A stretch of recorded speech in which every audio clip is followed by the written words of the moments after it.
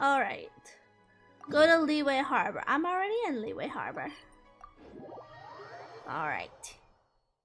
Let's see what this here's all about. You want me to go down here? Oh my god, I love when they decorate Leeway. Split the bamboo in the morning, dry it till night. Shape and bend it nice and tight. Cross the strands to form a pattern. Coat in silk, and you have a lantern. That's how you remember how to make a show lantern. Did you get all that, Chi-Chi? Chi-Chi. Morning. Split bamboo. Traveler. Hi. Then get silk. Make paimon. Oh. What? No, that doesn't even rhyme. Look, it's them. Hey, Yao Yao! Hey, Hi. Whoa, Traveler! What's Come up? on, you're here! Happy Lantern, right? Happy Lantern, right? What you up to? I'm teaching Chi-Chi to make show lanterns. It's a real test of finger dexterity, so it'll help keep her nice and loose. Yes, I do finger exercises That's so cute. to be a nimble zombie. Mm-hmm. Wanna try too, you two? Thanks, but I prefer to buy them from Granny Shan. Oh, okay. Well, we need a whole bunch this year so it doesn't get too dark at night. Too dark? What does that mean? Dr. Baiju has patients who got hurt Aw. walking at night. The moon disappeared, so it was too dark to see. The moon disappeared? Like, behind the clouds? It was Jeonju, the moon devourer. Jeonju the who? Changshan told me about it, but now I forgot. It's an old myth from Chenyu Vale about a giant toad in the sky that eats the moon. What? The moon gets eaten? It's just a story. It's not like there's actually a giant toad in the sky. I asked Master about it, and she said myths are just insights into how the people of the past understood the world. So did the moon really disappear? Well, I didn't see it that night. But I've checked several nights since, and it's been there same as ever. According to Chi-Chi, though, the Ministry of Civil Affairs sent someone to do some kind of serious investigation. So, I don't know. Maybe something did happen. The Ministry of Civil Affairs? This is starting to sound bad. It's okay. You can fly. Even if it's too dark, you won't fall and get hurt. Yeah, exactly. So turn that frown upside down, Paimon. Or someday you'll get a whole bunch of wrinkles and wake up looking like an old granny. What? Okay. No more frowning. But the Traveler can't fly. He can still fall and hurt himself, right? Don't worry. That's what the show lanterns are for. As long as we make enough, Liyue Harbor will never go dark. Yeah, and there's the giant lantern too. Oh, right! I almost forgot. Look, this year's Grand Lantern Ooh. commemorates the Adeptus who guards the moon. With her watching over it, the moon will be safe for sure. A white horse? Wait, so that's the white horse Adeptus? The only horse in game. Yeah! Legend has it she used to live on the moon. So if it were ever in danger, I'm sure she wouldn't just stand by and watch. Huh! We've heard of the White Horse Adeptus before, but we never heard the part about her living on the moon. Probably because it's a folk legend from Chenyu Vale, so not a lot of people know about it. But recently, some ancient artifacts were unearthed in Liyue, and the archaeological team even found evidence of ancient people worshipping an Adeptus who lived in a palace on the moon. It's kind of like how we write wishes on show lanterns and release them during Lantern Rite. The White Horse Adeptus would descend from the moon in her jade carriage and grant people's wishes. I got so much moon lore. Oh, when did I'm that liking it. happen? She sounds different from the other Adepti in Liyue. It must have been a super long time ago. 'cause even Master barely knows anything about this Adeptus. So Madame Pink has never met the White Horse Adeptus either. Nope. Kinda unbelievable, right? Yanfei said the White Horse Adeptus might even be a made-up legend. Just like Janju the Moon Devourer. Yeah, a made-up horse and a made-up toad. You're mistaken, children. Oh man. The White Horse Adeptus really does exist. Oh, Mr. Liu from the Baiju Guest House. But how do you know that for sure? Have you ever wondered how the guest house got its name, Yao Yao? Baiju White Colt. So it's named after the White Horse Adeptus? Whoa. That's right. And that's because one of my ancestors was once blessed by the White Horse Adeptus. Wait, really? Tell us more! Tell us more! It was a long, long time ago, when this ancestor of mine was still a young girl. She was out gathering herbs and accidentally fell off a cliff. Chi-Chi? But the White Horse Adeptus rescued her. Oh, that's it? Was that really Chi-Chi then? Paimon was expecting something a bit more special.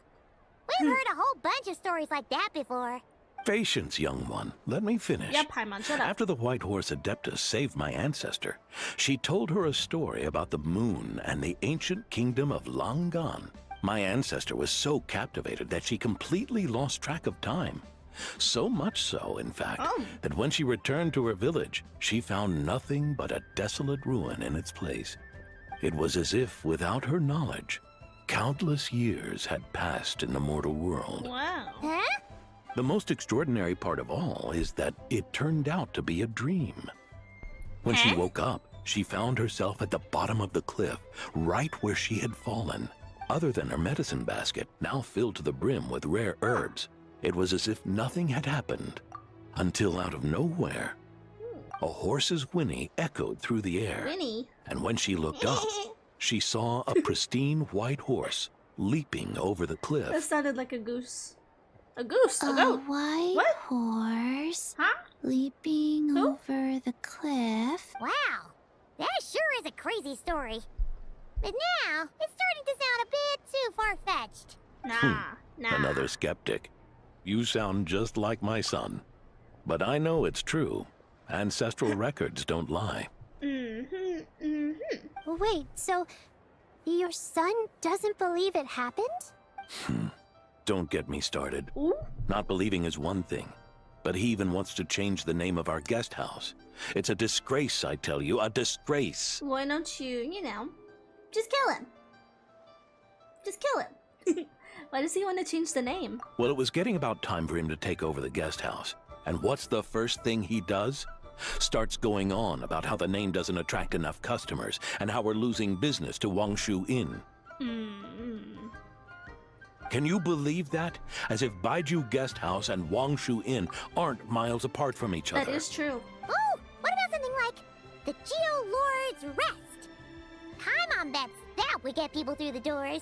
Geo Lord's Rest. I like that one. No, don't change it. This isn't about getting people through the doors. This is about disrespecting our ancestors. Yeah.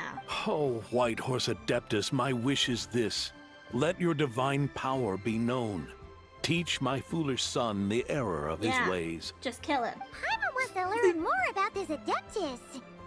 Hey, maybe we should ask Zhang Li. Grandpa. Good idea. Mr. Zhang Li is super knowledgeable. Yeah, because He he's can old. answer questions Old even as Master dirt. has no clue about. He old as dirt. Any idea where I can find him? Yeah, we just saw him having tea at third round knockout. What's new? All right, then that's our next stop. Chi-Chi and I are gonna keep making Shao lanterns. Careful on the road. Goodbye, Paimon. Goodbye, traveler. The Realm of Clouds.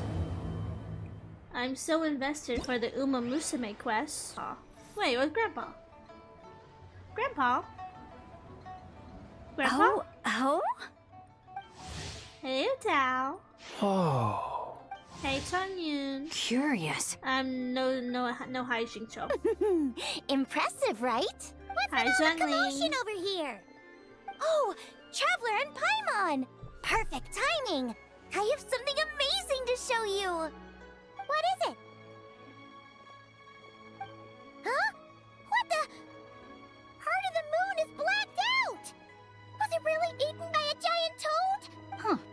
didn't expect you to know the story of Jonju the Moon Devourer, Paimon. Don't underestimate Paimon. She learned a whole bunch of things in Sumeru.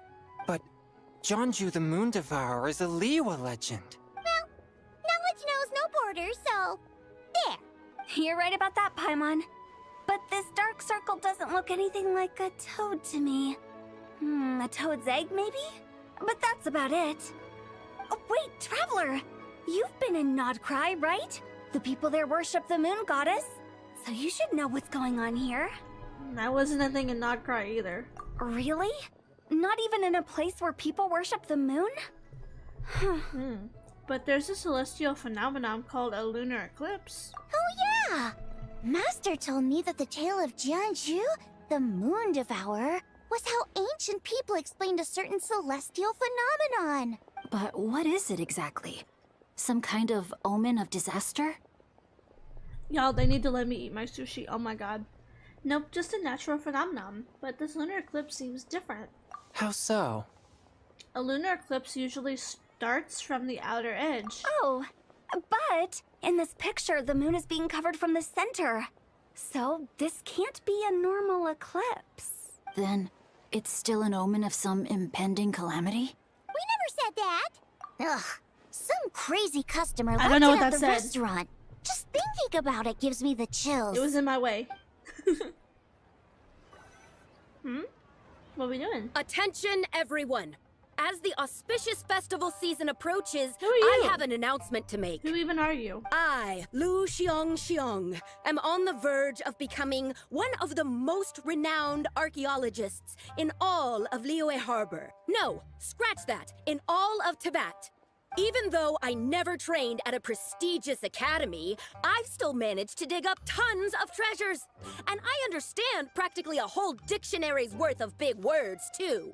Like my pops always says, no pain, no gain. And I haven't had it easy, that's for sure. So, it's definitely my turn to make a name for I myself. like that guy's face. What's the deal with her? No idea. Maybe she ate a bad batch of perch stew? What? You don't believe me? I'm telling you, I dug up treasures from the ancient nation of Longan. I even got a picture of Jonju devouring the moon. Longan? Jonju? What is she even talking about? Sounds like she's a few perches short of a stew, if you know what I mean. So what if blackback perch stew is my favorite? Stop talking about me like I'm not here. Whoa, what are you doing? You're just a stupid, ignorant man, and I'm gonna kill you. What the heck? Young lady, you need to calm down. Shut up! Hey. What? So you're looking down on me now too?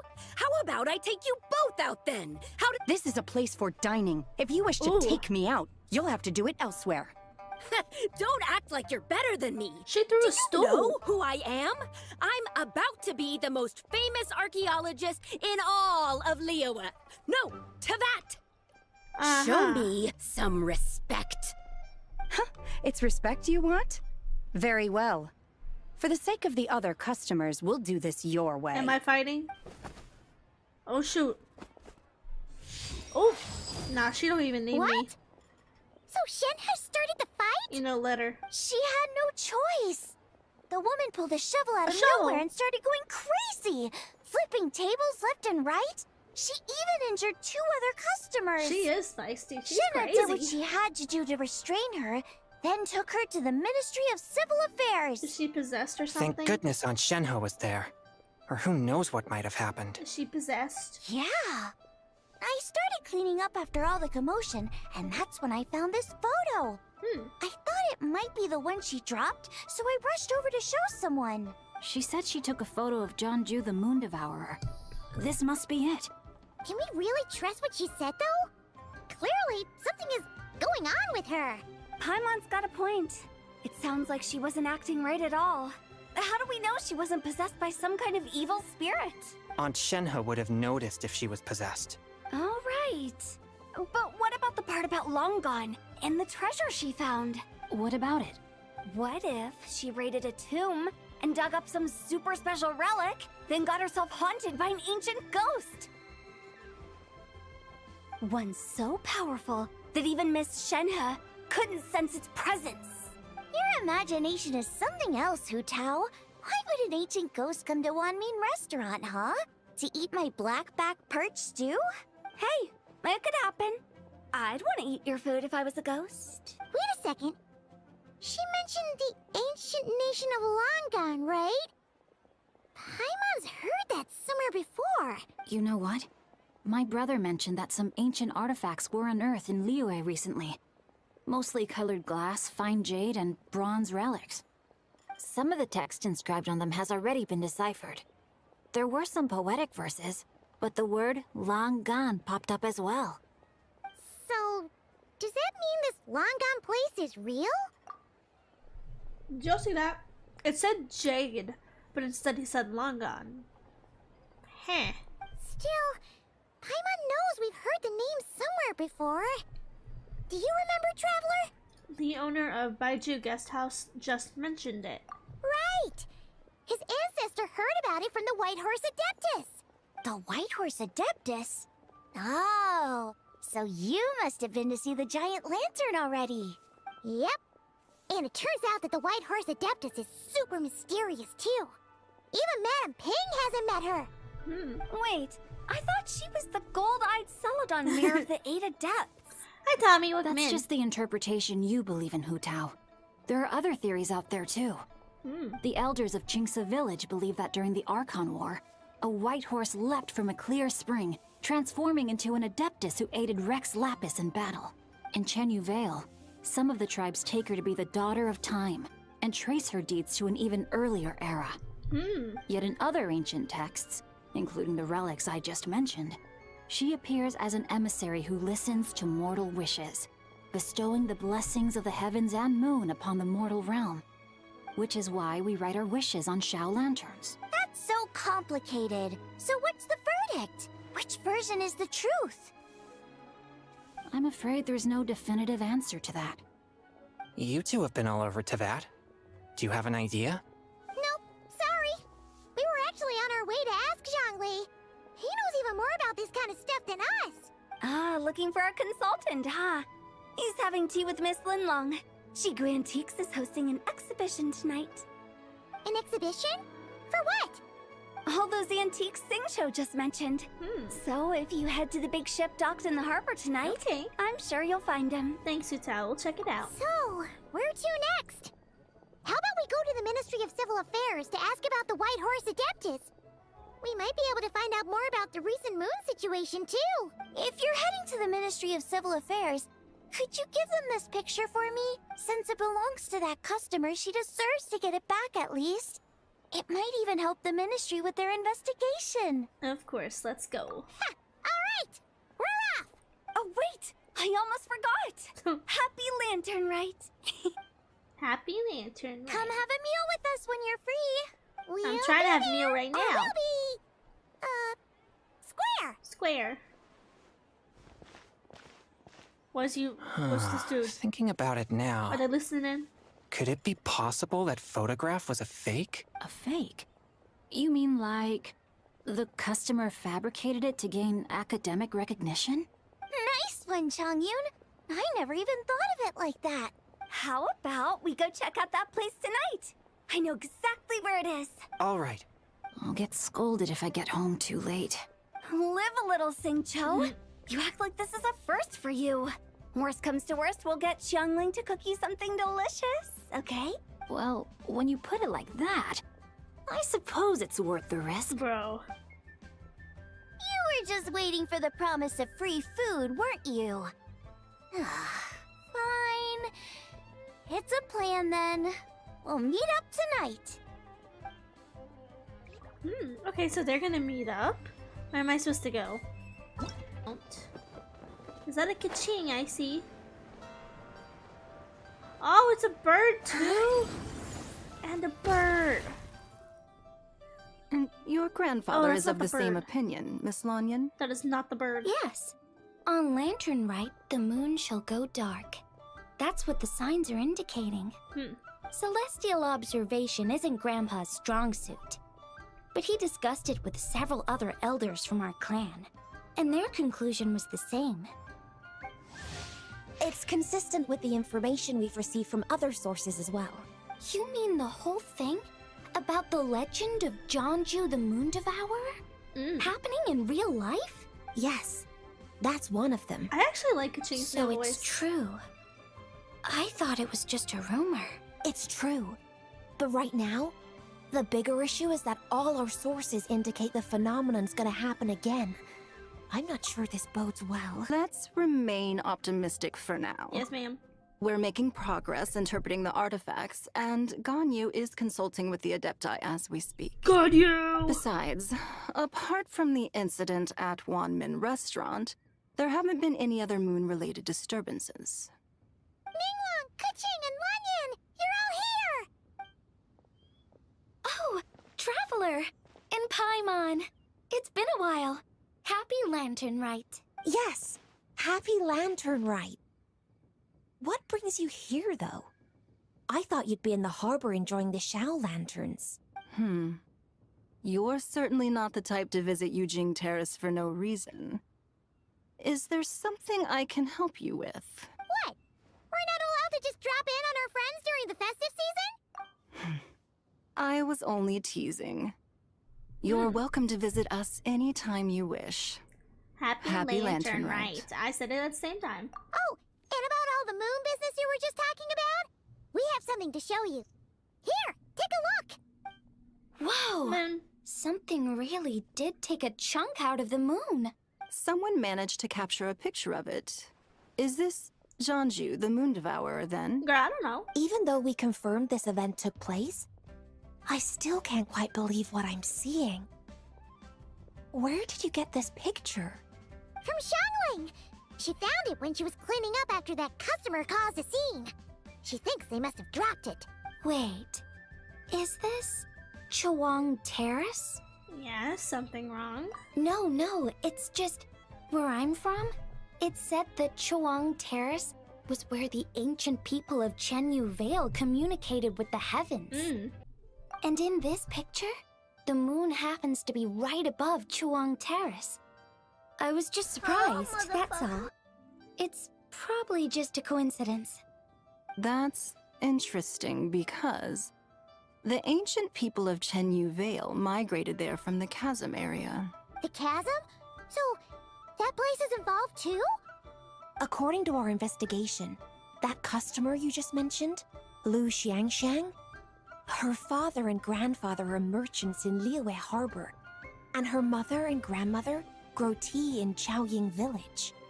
A few days ago, she left her home in Chaoying Village to join a civilian archaeological team funded by Hoishan Hall, and ended up excavating some artifacts in the chasm area. These artifacts were then entrusted to Shigu Antiques and are set to be featured in an upcoming exhibition. Then, of course, the incident at Wanmin Restaurant occurred. We suspect something happened during the excavation that left her with quite the shock. And now, it seems like she also went to Chawang Terrace and took that picture of the moon disappearing. The chasm? Chawang Terrace? Things are getting pretty complicated.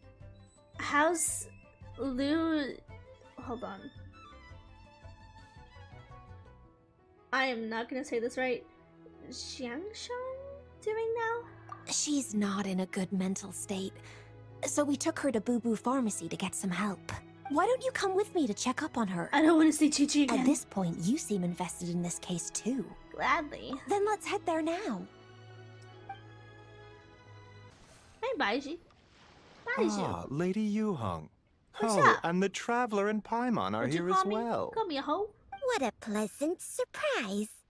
Happy Lanternlit. Happy Lanternlit. I hope we're not interrupting Dr. Baiju. Not at all. I assume you're here to see the patient? Unless it's urgent, however, it would be best not to disturb her rest. Is her condition that bad? It's quite unstable. She's even more agitated than when she first arrived. And she refused to cooperate when we tried to check her over. I had no choice but to prescribe a calming draught and to have her rest for 2 days. So she's getting worse? That isn't the news I was hoping for. It's just a precaution. Based on an earlier conversation with her, it seemed more like a fixation than anything else. She hasn't lost her mind. That's right. When we asked about it, she kept insisting she was going to be famous far and wide. Well, it might not be far and wide, but she certainly made a name for herself around Yujing Terrace. Even some of the Qixing know who she is. Hold on. I'm eating ginger. It's killing me. I'm eating the rest of my sushi. That one piece of ginger took me out. Have you ever seen something like this, Baiju? Not often, that's for certain. From my initial assessment, the patient appears to have experienced some sort of shock, and whatever it was seems to still be haunting her. But what could have caused such a thing? The relics from the chasm? Or the moon above Choang Terrace that night? Come back in 2 days, and you might just have your answer. I suppose that's all we can do for now. We'll take our leave then, Dr. Baiju. Of course. If you need anything else, don't hesitate to stop by. Speaking of those relics from the chasm, aren't they being featured in an exhibition tonight? Potent. That's right. Are you planning to attend? Always. Yeah! We wanted to have a talk with Zhangli anyway, and now Paimon's even more curious about these relics. Would you like to tag along? I would, except every item in the exhibition had to be registered with the Ministry of Civil Affairs. Oh. So I'm afraid it's been spoiled for me. I reviewed them all myself. There are some rather peculiar artifacts, that's for certain. We're still working on decoding the ancient text that appears on them.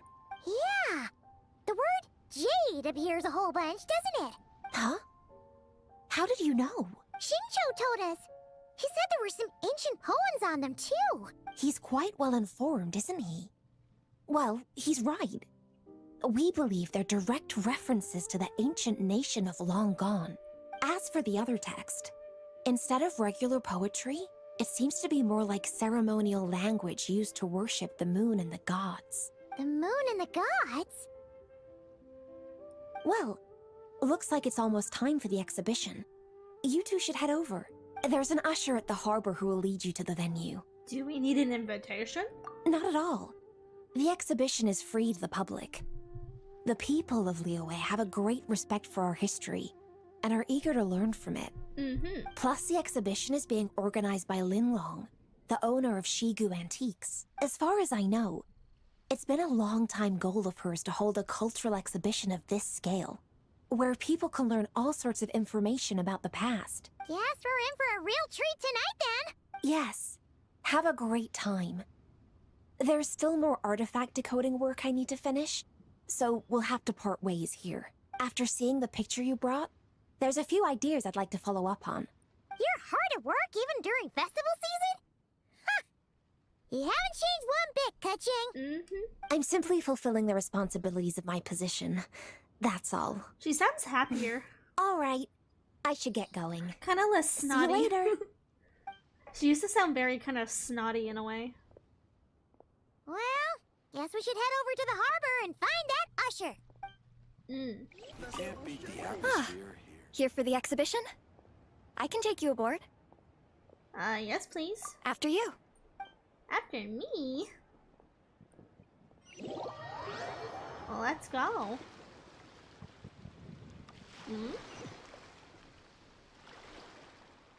I hear water. Whoa! Look at all the antiques on this ship! It's almost too much to take in!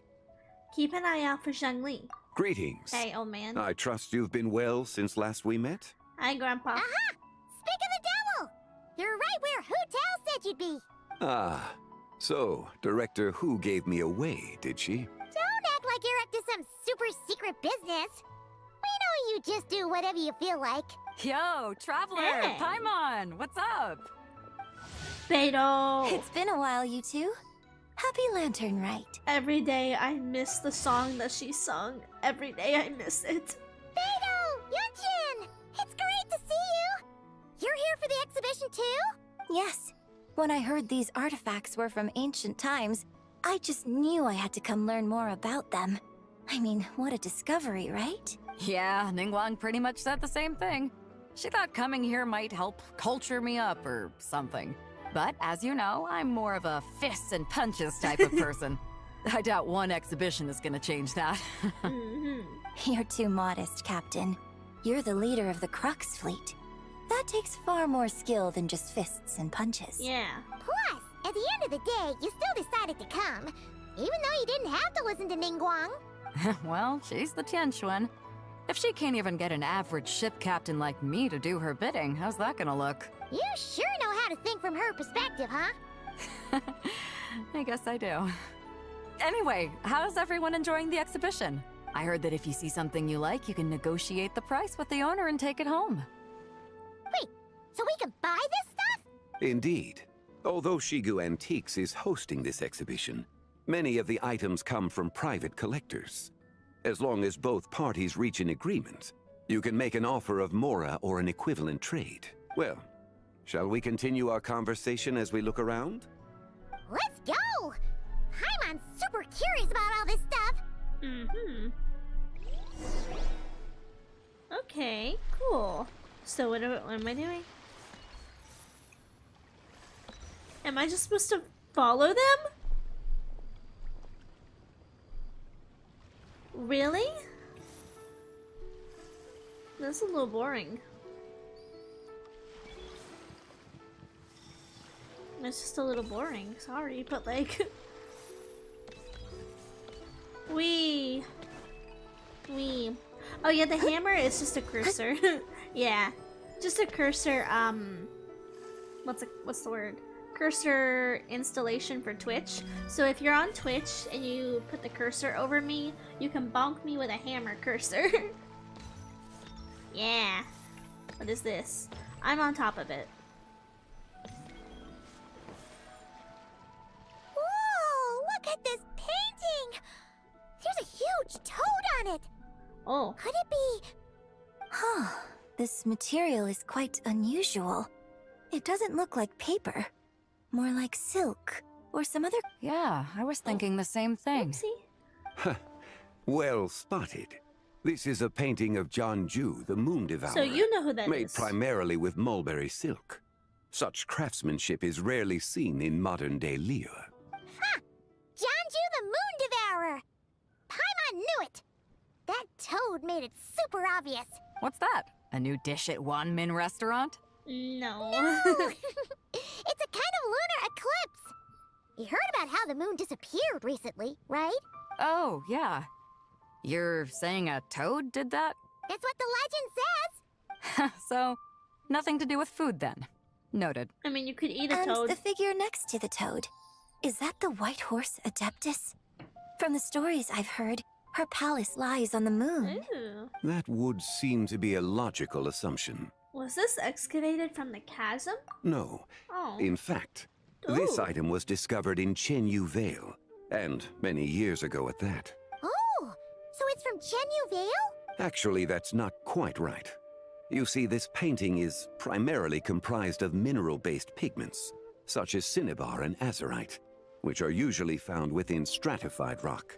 This suggests its place of origin may very well have been the chasm. You could have just started with that. You're as knowledgeable as ever, Mr. Zhongli. I had only ever heard the legend of Jianju the Moon Devourer. But now, seeing it depicted in this painting, I wonder, if I purchased it, perhaps it could serve as inspiration for a new opera. Though I'm not quite sure who the painting belongs to right now. A splendid idea, Miss Yoon. Perhaps in lieu of Mora, you could offer the lyrics to said opera as recompense. The lyrics? But to whom? She's just so pretty, oh my god. Why, to me, of course. Oh. I am the owner of this painting, after all. You're the owner, Grandpa. So you're one of the private collectors of the exhibition? No wonder you knew so much about the painting. Bro, he was probably there when it was painted. But lyrics in exchange for a precious antique? My work could never possibly be of equal value. Girl, yes it would. I don't know about that. I'm not much of a scholar, but even I know your operas are in a league of their own. An astute observation, Captain Beto. In my possession, this painting is nothing but a lifeless artifact. In your hands, however, it could be transformed into a new piece of art entirely. Quite a worthy exchange, no? But I'm not sure when I'll be able to finish writing it. It certainly won't be ready this year. Allow me to be equally forthright, Miss Yoon. This silk painting is merely a copy I made of the original work. Oh. There is no need for such concern over its value. Huh? So it's a fake? Wow. I had no idea you were such a skilled artist, Mr. Zhongli. I pride myself on having some knowledge of antiques, but I didn't notice anything that would point to it being a replica.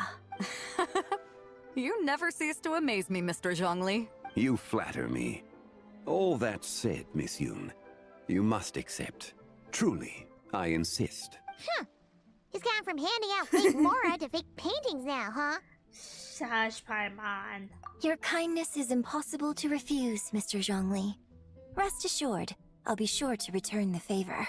I shall look forward to it. Man, that was quite the find. Huh, I should buy something too, if only so I can show it off to Nangguang. Yeah, show it to Pookie. Let's keep going and see what we can find. I want a knick-knack. I want to buy something.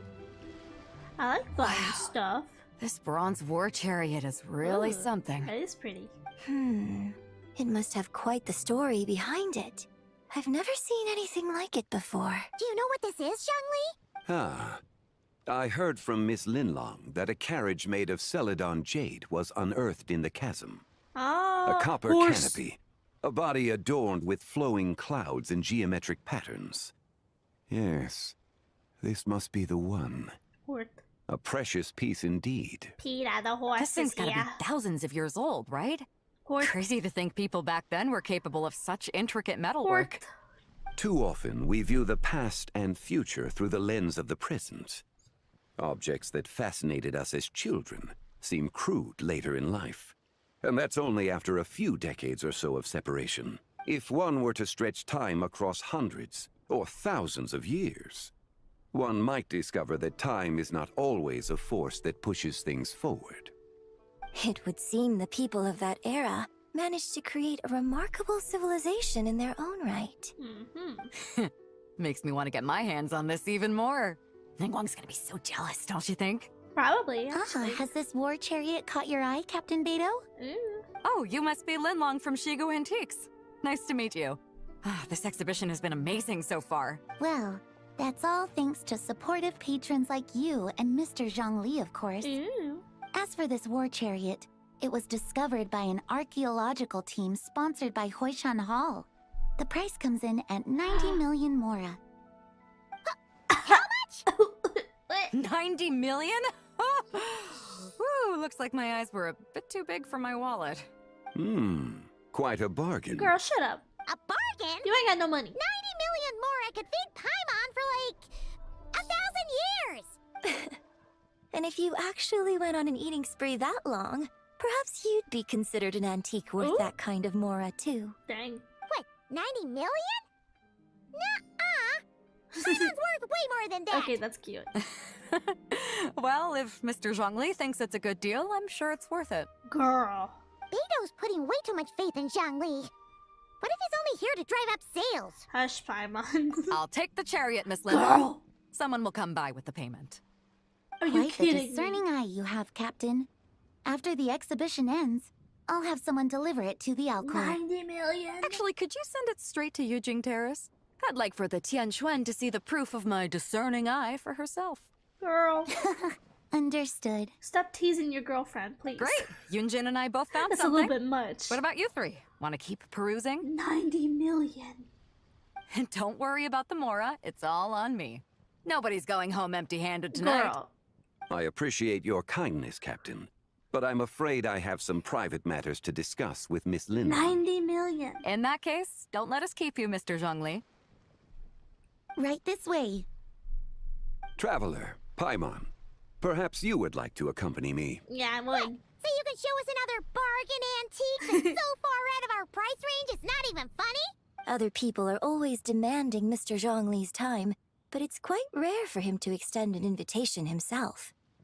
I wouldn't pass up this opportunity if I were you, Paimon. Yeah, just don't forget to come aboard the Alcor for a drink later. We should at least check it out. Yeah, guess you're right. Taking a quick look isn't gonna cost us anything. Let's go! Let's go.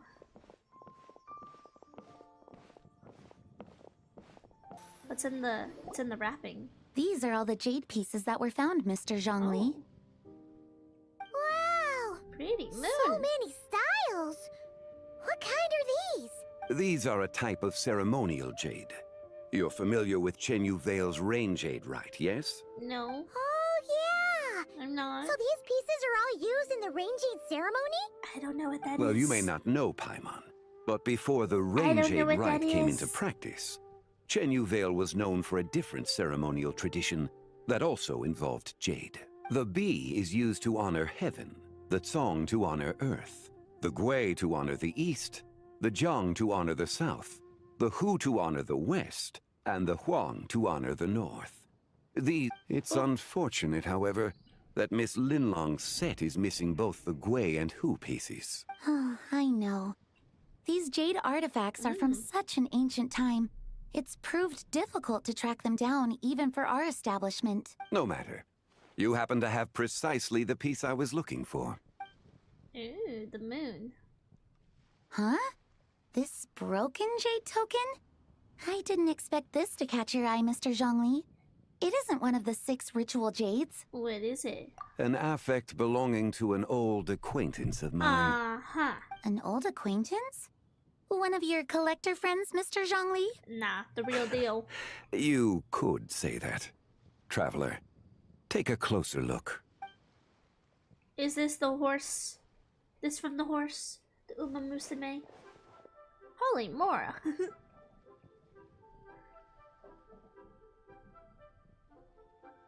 And? What's with that glare? It doesn't look all that special to Paimon. Just seems like a broken artifact. There's a crescent moon. Indeed. It's been thousands of years since the moon has appeared in such a form. So, in the past, the moon wasn't always full. Huh? Then, could this missing chunk be from when Jeonju devoured part of the moon? Okay, I know the whole thing about the false sky and whatnot. Is that a thing? Cause like, let's be so for real. That's not how the moon works. You're gonna have like a crescent moon, a winking, a waning, waxing, whatever. Cause of the Earth rotation and seasons and tides. Does Genshin not have tides? It's worth looking into. Your insight is invaluable, Mr. Zhongli. I had no idea how special this piece was. Since it has caught your interest, allow Shigu Antiques to cover the cost. Oh, that is far too generous, Miss Linlang. Okay, I want to know why she's covering his cost, but whenever I go to Barnes & Noble and spend $400, they don't offer me to cover my cost. So like, what the heck? Not at all. I've always wanted to give people a chance to appreciate these snapshots of history. That's crazy. So holding an exhibition like this has been a lifetime wish of mine. And it never would have been possible without your help, Mr. Zhongli. I merely put in a good word with a few acquaintances of mine. And it had a profound impact. Without your recommendation, I doubt half of these collectors would have come to the exhibition. So, on both a personal and professional level, I owe you my thanks, Mr. Zhongli. Wow! Zhongli actually did something useful for once. For once. Ooh, what's that? Wow, that is way too bright. Oh my god, can you chill with the white screens? Please. I just got my eyes dilated today. I had to go to the eye doctor. What the heck, Genshin? Trying to kill me. What just happened? How did I get here? Girl, I don't know. That light ahead looks like it could be an exit. I should check it out. Oh, I'm walking. I'm gonna get you. I'm gonna get you. It does not look like I'm getting closer to it though. 5, 7. Huh? 1, 2, 3. I can count 2. I can count. 11, 13, 17. Who said that? 19, 23, 29. 31.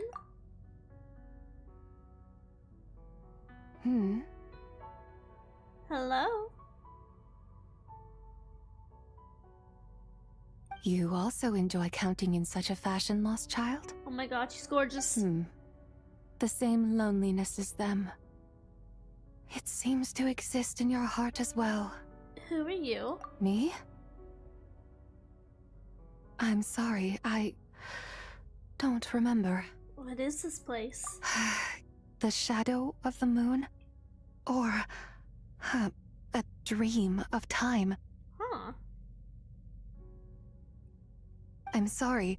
No one has asked me such things before. I've been here for so long. There is much I have forgotten. Did you bring me here? I know nothing of your arrival. All I know is the longing in people's hearts. Yet, I sense the moonlight's guidance within you, child. Perhaps that is what brought you here. The moonlight's guidance? Does she mean Columbina? You seem confused. Perhaps I can help in some way. How do I get out of here? The path home is... that direction. I believe someone told me that before. It's kind of crazy because on this account, on this character, we ain't even met Columbina yet. But I was never able to reach the end. You should take a look. How about we go together? No need. It would seem... my time has already run out.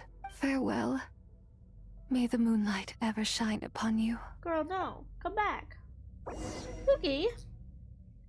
So, wait. Is she in the shadow of the moon? Is that why she's like overlooking Liyue Harbor? So what's trapping her? Wow! Jiangwei actually did something useful for once. I'm back? Your complexion looks rather ashen, traveler. Are you feeling all right? Yeah, what's wrong? Does your stomach hurt? I just met the strangest person. Huh? What are you talking about? You were right here the whole time. Ah, I see. I'm afraid we must take our leave, Miss Linlang. My friend has taken ill and I must escort him to get some rest. Kind of rude. Of course. Traveler, Paimon, please, come with me. Kind of rude. Ah, yes. Regarding the payment for the jade token. Charge the expense to the Wangsheng funeral parlor if you would. Bro. For being the god of money, you are broke AF. The brokest person in the game is the one who created money. Sad. Hey, they're in the domain. Guess someone's thinking of me. But this late at night? Must be that consultant of yours. I bet he's out there spending all year more at the exhibition. You're right, though. Yeah, he'd be the perfect employee if he just knew how to rein in the spending. But never mind him. Let's focus on the moon. We gotta see if it gets eaten tonight. I don't think it's going to happen. We've been out here all night and the moon's the same as ever. It is quite late, and Chongyun's getting tired. How about we head back? We can come back another time. Head back? Already? Actually, I do have a new dish I'm testing out tomorrow. And as part of my New Year's resolution, I'm trying not to oversleep. All right. Guess it just wasn't meant to be. Let's go.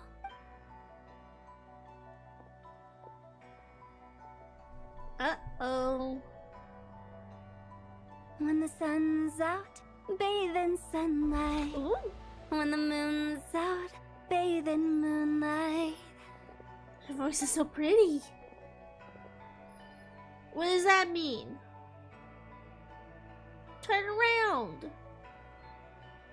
The Scooby-Doo gang would never do that to me. Why does it do that? What does that mean?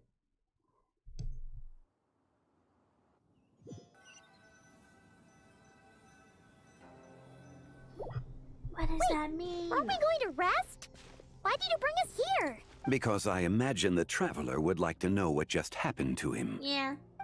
Oh, right. Ugh, Paimon's confused, though.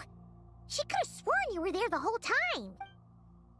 You explain your mystery encounter in that strange place. How is that possible? It sounds like his spirit formed an inexplicable connection with the being in that space.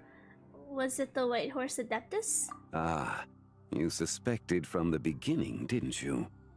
Indeed, the being you met is the fabled White Horse Adeptus, and the original owner of this jade token.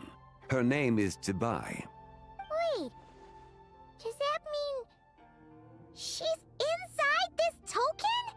No, she does not reside within this token, but rather within the moon's shadow. Ooh. This token is merely a medium. The moon's shadow? What do you mean? Word has it you accomplished quite the feat in Notcry. Not on this account. You and your friend brought the Frost Moon back to Tevat. Not on this account. Tell me, did you ever wonder about the other moon? The one that hung in its place for thousands of years? The fake moon? We never really thought about it, but it must Yeah. have been a fake, right? A fake moon! Indeed, it was false. Its true nature, nothing but a projection of the moon. It also happens to be the prison that confines Zibai to this day. Wait, the White Horse Adeptus is trapped inside that projection? Then we need to rescue her! But the moon in the sky right now is the real one, right?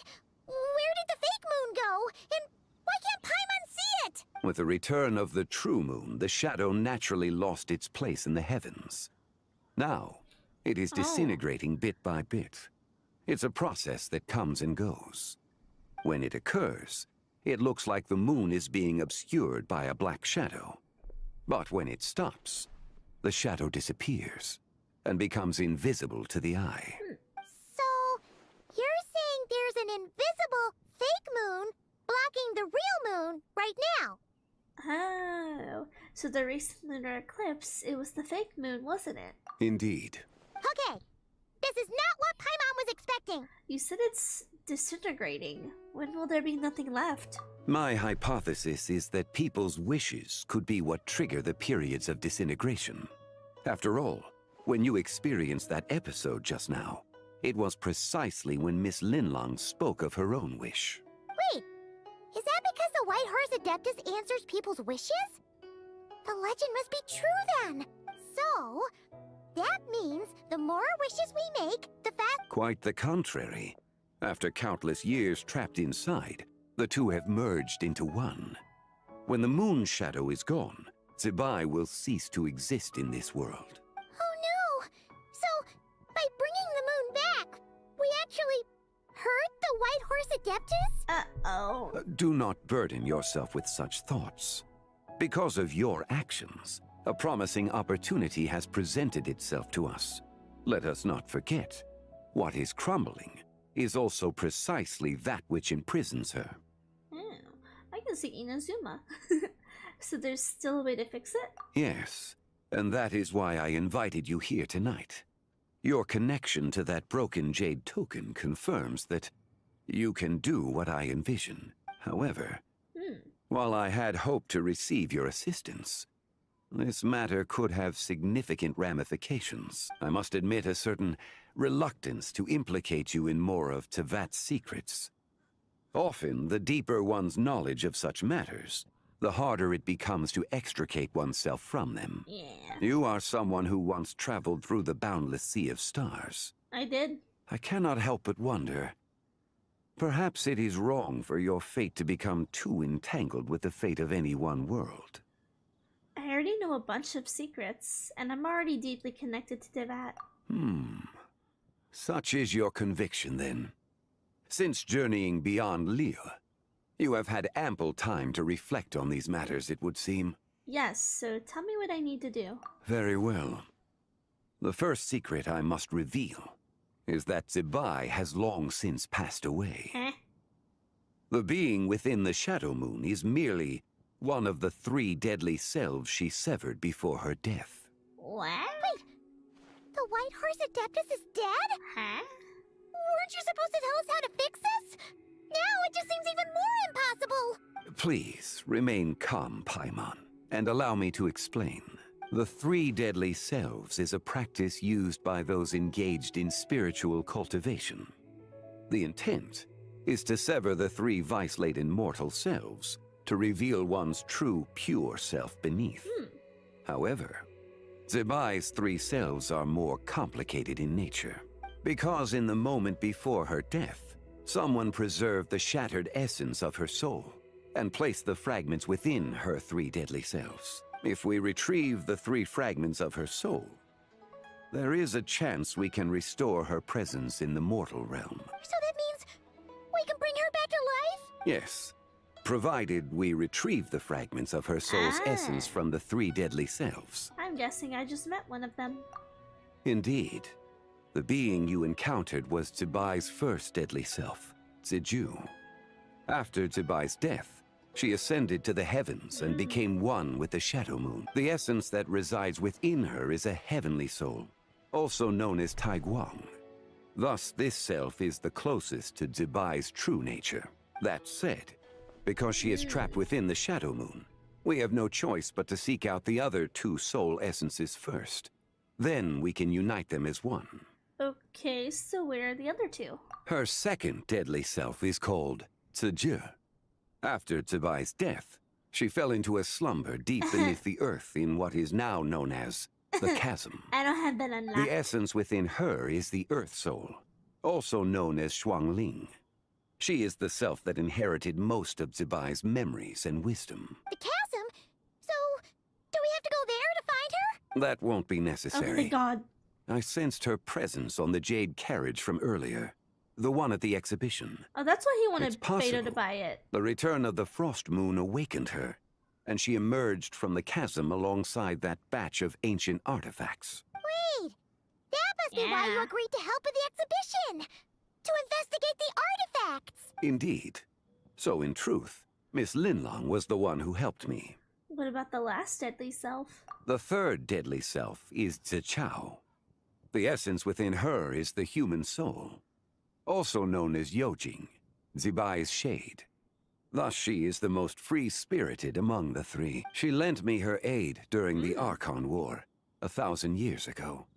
But later, as her powers waned, she retreated into the mountains. I imagine finding Zichao should prove the most troublesome. So I shall take it upon myself to track her down. So, we need to find the second deadly self, right? But where do we even start? Locating her should not prove difficult.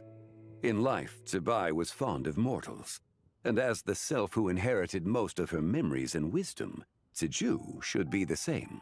It's possible she has possessed someone, and is meandering the bustling streets of Liyue Harbor as we speak. I've connected. Wait, Yeah. are you thinking what Paimon's thinking, Traveler? I've connected it, yes. The customer who caused a scene at Wan Min restaurant. What if she raided a tomb and dug up some super special relic, then got herself haunted by an ancient Hu ghost? Tao, you're a genius. Exactly! Lu Xiangxiang! It seems you have a lead in mind already. Should still be at Boo Boo Pharmacy. She was super agitated when she first got there, so Baishu gave her some calming medicine and told us to come back in 2 days. Do you think it could be her, Shangli? It's quite possible. The deadly selves are impure beings that can easily influence mortal minds. Let's start an investigation there in 2 days. A sound plan. Well, I should get started on my own investigation then. But you're leaving already? I must. Zichao went into hiding after the Archon War. If I am to have any success tracking her down, and there's no guarantee, I should start sooner rather than later. But there's still so much you haven't told us. Like, who the White Horse Adeptus actually is, and how she died in the first place. Not to mention who it was that preserved the fragments of her soul. Should our endeavor prove successful, then naturally those answers will follow. If not, speaking of them would be rather meaningless. Then the one who preserved her soul essence was you. It would seem that this is a question you are unwilling to set aside. Very well. I shall tell you. It was the Avatar of Time. Oh my god, Istaroth? Ah, so you know of her existence. The ruler of time saved her soul. Indeed. Preserving what remained of Zibai's soul in the moment before her death. Only the power of time could be capable of such a thing. However, there is no telling what effect it has had on the 3 deadly selves. In other words, you must exercise caution when seeking out Zuje. So is this why Istaroth is involved? I know it says on her like character sheet on like Instagram and stuff that she's the quote-unquote daughter of Istaroth, but I'm wondering if that's figuratively and not literally. That's what it sounds like, at least. How much time do we have? On the night of Lanternlit, countless Shao lanterns, and the wishes written upon them, will be released into the sky. I estimate that this event will trigger the Shadow Moon's collapse. When that happens, the cage that confines the first deadly self will open. That is our moment to act. But also the moment where all could be lost. For if we fail to retrieve the other 2 soul fragments in time, Zibai's resurrection is hopeless. Understood. As I mentioned before, the answers to your remaining questions should come in time, providing our efforts bear fruit. Let us hope that all proceeds smoothly in the days to come. There we go, part 1, the Realm of Clouds. Yelan. So let me get this straight. The patient disappeared right as you were delivering the medicine. Girl. I know it's hard to believe, but that's exactly what happened. You got me fooped up. It's true. 1 minute she was there, and the next she was nowhere to be seen. Nowhere. Hey, it's Yelan! Fancy seeing you here! Oh, is this a bad time? Not at all. Just a small roadblock in the case I'm working. Ningguang asked me to investigate a patient named Lu Shangshang. If you're here to find her too, then you're out of luck, I'm afraid. She went missing this morning. What? According to Dr. Baiju, the patient vanished right under his nose. But it just seems like that should be impossible. There 1 second and gone the next? Pretty sure Xiao can do something like that. Then you're suggesting this Lu Shangshang is the vigilant Yaksha in disguise? Or some other adeptus? Guess not. But this is so weird. How can a living person just vanish into thin air? Unless Linny decided to take his act to Liyue? Hi, Mom, we haven't met him on this Who account. is this Linny you speak of? He's... Oh, never mind. Paimon's just grasping at straws. Let's set aside the how for now, and focus more on the where. You mentioned this patient has a strong obsession with achieving fame and recognition? Yes. She kept talking about becoming a renowned archaeologist and making a name for herself. So, are we looking for a place where it's super easy to become famous? I'm drawing a blank. I think we should check out the Shao Lantern crafting stalls. Because it's easy to become famous by making Shao lanterns? Not exactly. When the people of Liyue need a solution to a problem, their first thought would be to pray to the gods and the Adepti. If her wish is to become famous, she might write it on a Shao lantern in the hopes that the fabled White Horse Adeptus might make it come true. That certainly sounds probable. Turns out, the White Horse Adeptus might be a lot closer to home than she thinks. Paimon, shut up. What was that? Nothing. Let's go check out those stalls. It's been 3 times now we've had to shush Paimon in this quest. The Realm of Rocks. I'm invested. I'm invested. Okay. Shao lanterns. See if we can find our girl.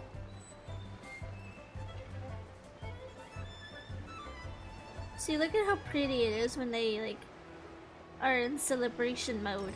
It's just so pretty. All the pretty lanterns. Alright, we're here. Still no sign of Lu Shangshang, though. As long as you're patient enough, Paimon, you'll find that hunting down people is no different from hunting boars. We need to blend into the environment, or we risk alerting the target. So as far as everyone here is concerned, we're just ordinary tourists. Oh, okay. If we need to blend in, then let's make some Shao lanterns and write our wishes down, like everyone else. I wish for more What's sushi. What's your New Year's wish, Yelan? I just finished my sushi. I want more. I haven't given it much thought. Now's the perfect time to think about it. Oh, and it can't be work-related. You gotta take a break once in a while, right? Mm-hmm. You're always sticking out this suspect, tailing that criminal, hunting down this gang or that. Which is super amazing and all, but it's gotta be exhausting. Yeah, you should think about yourself every once in a while. Really getting into this, huh? Yeah. You said to blend in, right? Come on! It's all part of the act! So you gotta think of something! Then I suppose it'd be to go traveling the next time I get the chance. You already went to Fontaine. Traveling? That's our bread and butter! Wanna join us? Thanks for the offer, but my desk is piled high with reports on your exploits. And that's not quite the kind of traveling I had in mind. I was thinking more the lie down and do absolutely nothing kind of travel. That's pretty nice. Ah, something a bit more easy and breezy, right? Hey, wait! We know just the place! The Easy Breeze Holiday Resort in Netland! We haven't done that on this account! Super relaxing and full of fun activities! No. You've got the beautiful ocean and tons of cute little creatures called Asha! Seriously, you gotta go! I suppose I'll have to check it out. Hey guys, happy Lantern Night. Happy Lanternlit Gumming. I love you, Pookie. You here to make shell lanterns too? Well, it's that time of year, am I right? Thought I'd join in on the fun. You can't have Lanternlit without making one of these. What you gonna wish for? Oh, man, it's kind of embarrassing, but whatever. The truth is, the mighty mythical beasts are seriously struggling with recruitment. Yeah, it was Gumming's So I'm Lanternlit hoping last to find year. a few apprentices and teach them the art of wushu dancing. Awesome! Shurfugami, here we come! Whoa there, Paimon. One step at a time. I actually need to find people first. Yeah, but Paimon bets people will jump at the chance to learn from you! Well, I wouldn't be so sure. Wushu dancing is super physical and takes a lot of hard work to master, so it's not easy to find people. At this point, if the Adepti can't help me, no one can. I'll do it! Oh, there she is. Huh? That's kind of creepy. You just said you wanted an apprentice, right? Well, I'm offering. What do you think? Whoa, the White Horse Adeptus works faster than I thought. Traveler, it's her. Lu Shangshang. Yeah, I know. Yeah, I've been there. Hey, didn't you hear me? I said I wanted to be your apprentice. Dang, chill. No need to shout. I heard you the first time. What's your name? Step back a bit, Gaming. This person could be dangerous. What? Hey, poor Gaming. What are you trying to do? Do you know who I am? Get back! Lu Shangshang, we have no intention of harming you. We just need to ask you a few questions. Get back, I said! Try to remain calm. If you come any closer, I'll... Oh, she transferred?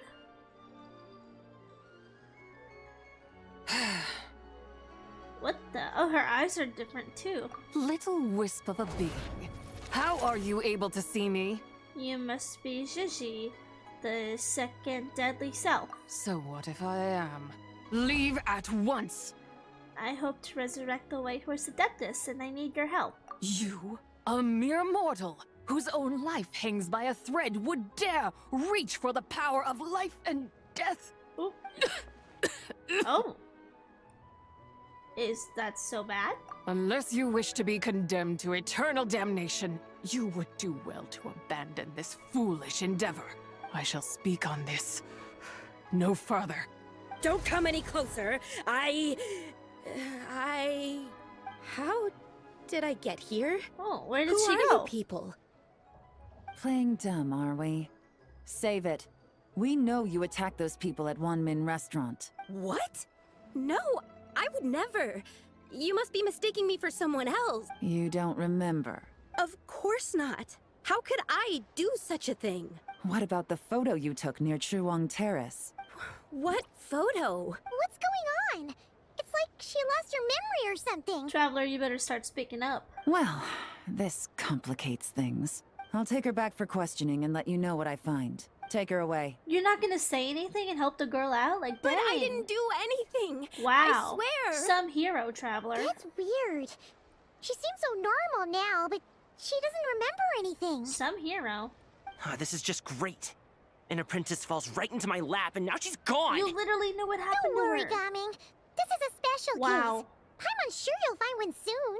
Unless you're gonna pony up and offer a real solution, Paimon, I don't want to hear it. Yeah, Paimon. Gaming? What's up with... I'm done here. Oh. I'm gonna go find an apprentice, and I won't take no for an answer. She's in Gaming now. Gaming, wait! Is it just Paimon, or was Gaming acting super weird just now? He might have been possessed. What? Yeah, you tell Paimon about your encounter, but you won't tell the Popo. Whoa! Wow. So you saw the second deadly self? And you think she moved from Lu Xiangxiang to Gaming? It's possible. Uh-oh. Then we better find him before something bad happens. Let's go! I can't believe the Traveler didn't say anything. That's so mean. Wow, Traveler. Wow.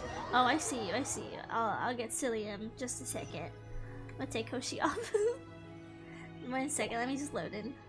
Alas, why must Cloud Retainer inflict such woe upon us, Mooncarver? They're back. By the order of Rex Lapis, we were supposed to make haste to the harbor to stand watch. Yet we arrived late, for you, in your inscrutable wisdom, chose that very moment to tend the mint. It is no wonder Cloud Retainer banished us to the wilderness in anger. And the stretch. A pity only that I, blameless as I am, was made to share in the punishment. Blameless indeed. You speak as if it was not you who decided to plant all that mint in the first place. Yeah, why the heck would you do that? Yet now, in its wretched state, overrun by blight and vermin, you would turn away? Utterly heartless, I say.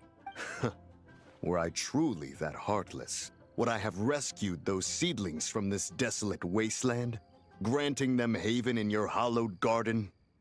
Alas, if blame must be laid, let it fall upon Cloud Retainer for failing to recognize the virtue of our plight. Ah, at last a sentiment with which I can agree.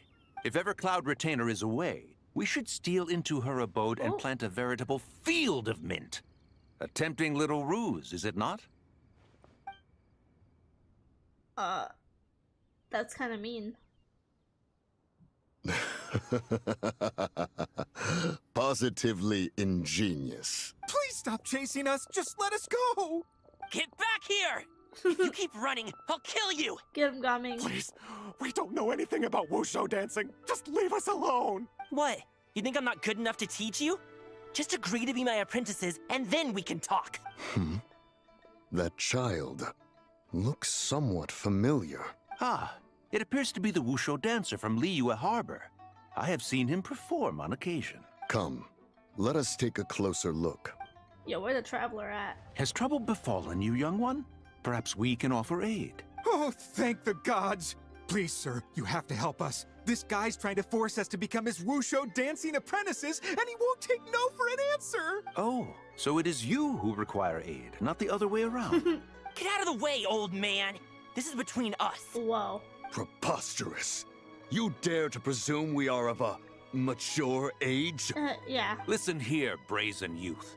Skilled you may be in the art of dance, yet your offstage demeanor leaves much to be desired. Hold on, Mountain Shaper.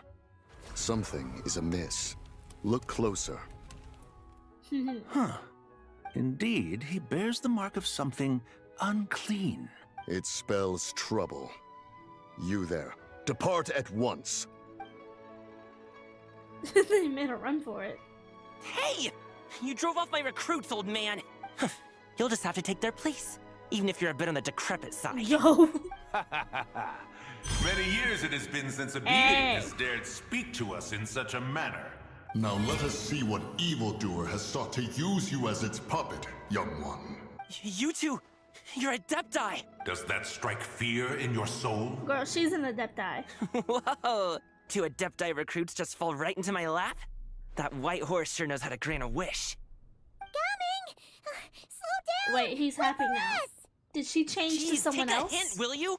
I told you to stop following me! No, that's still her. Don't hurt him, please. Traveler, Paimon, keep your distance from this youth. Evil has taken a hold of him. We know! It's one of the White Horse Adeptus' deadly selves! She's possessing Gaming!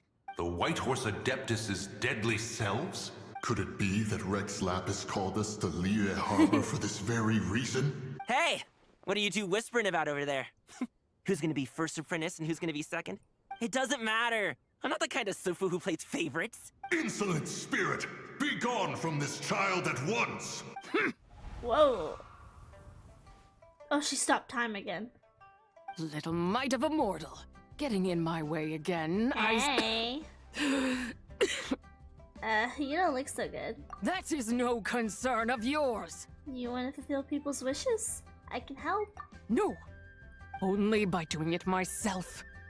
Will I find peace? Otherwise, rage will consume me. If I lose control, all will turn to dust. What is the source of your anger? The curse of time. The memories this body holds.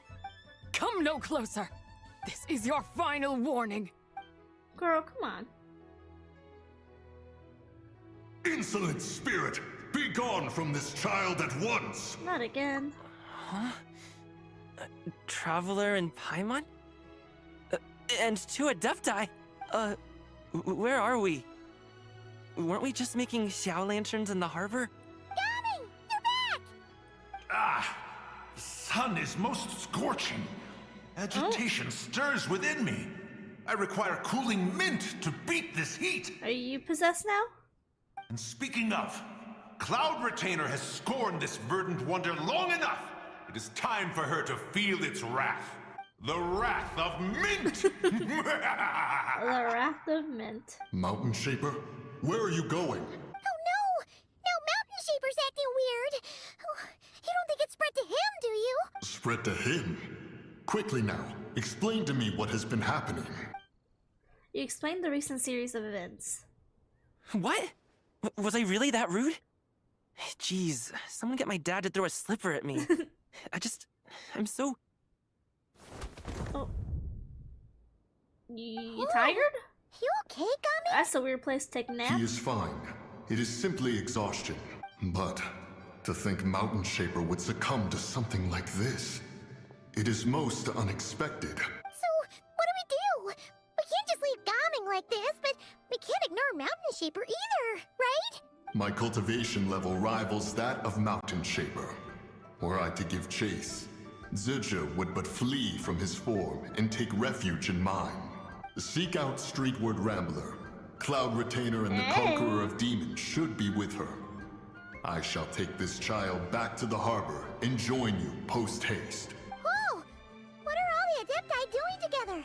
Rex Lapis charged us with keeping watch over Liyue Harbor should danger rear its head. I dare say this is the very crisis he anticipated. Come, we must devise a strategy before confronting Zizha. Okay, so back to the harbor.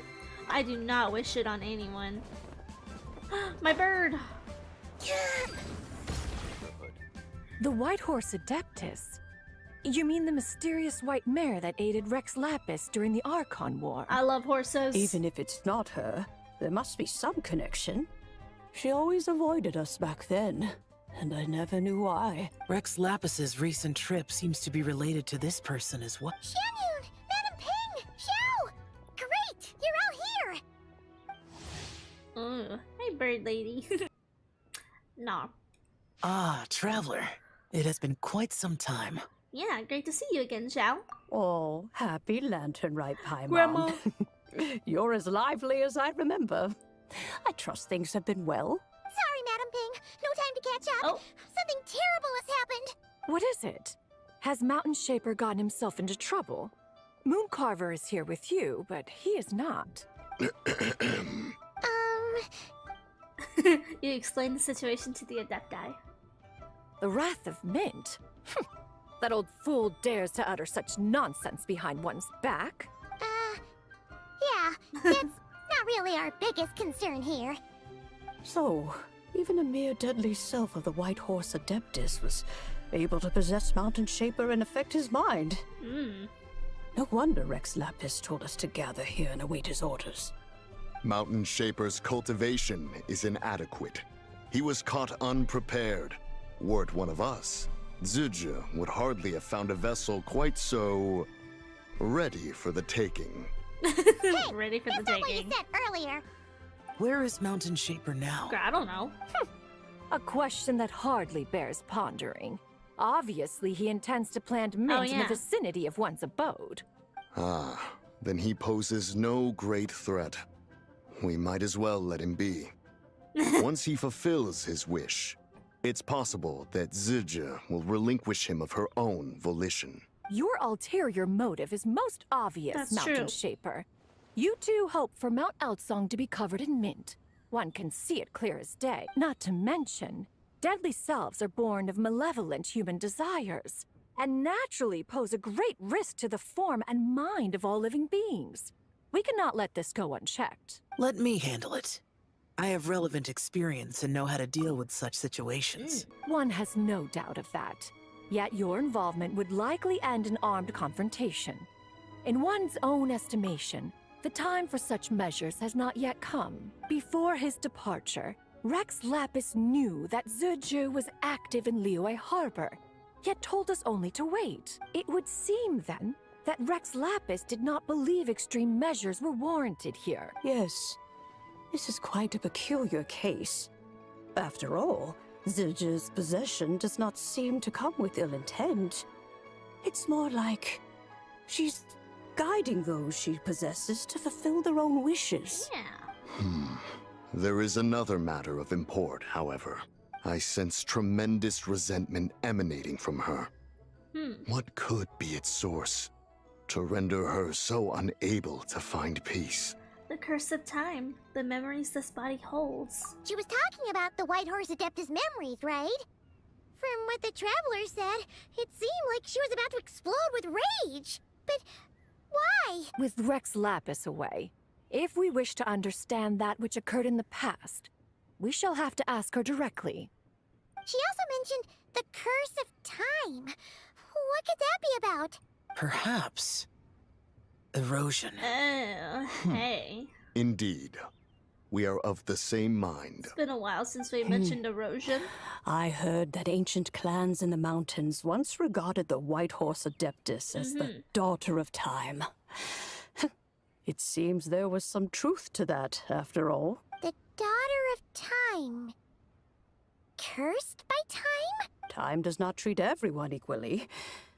The longer you dwell in this world, the more it takes from you. Then what do we do? One has devised a solution. What is it? Based on what you have told us, it seems that Zhuge is in the habit of leaping to a different host when provoked. One's plan is for us to block all escape routes while you confront Mountain Shaper, forcing Zhuge to reveal herself. Then, if prior experience stands, she will have no choice but to possess you. Me? However, not only are you able to sense it, you are also unaffected by the peculiar state of stasis. In other words, in that moment, you would have the chance to either subdue or persuade her. That is akin to walking straight into the lion's den.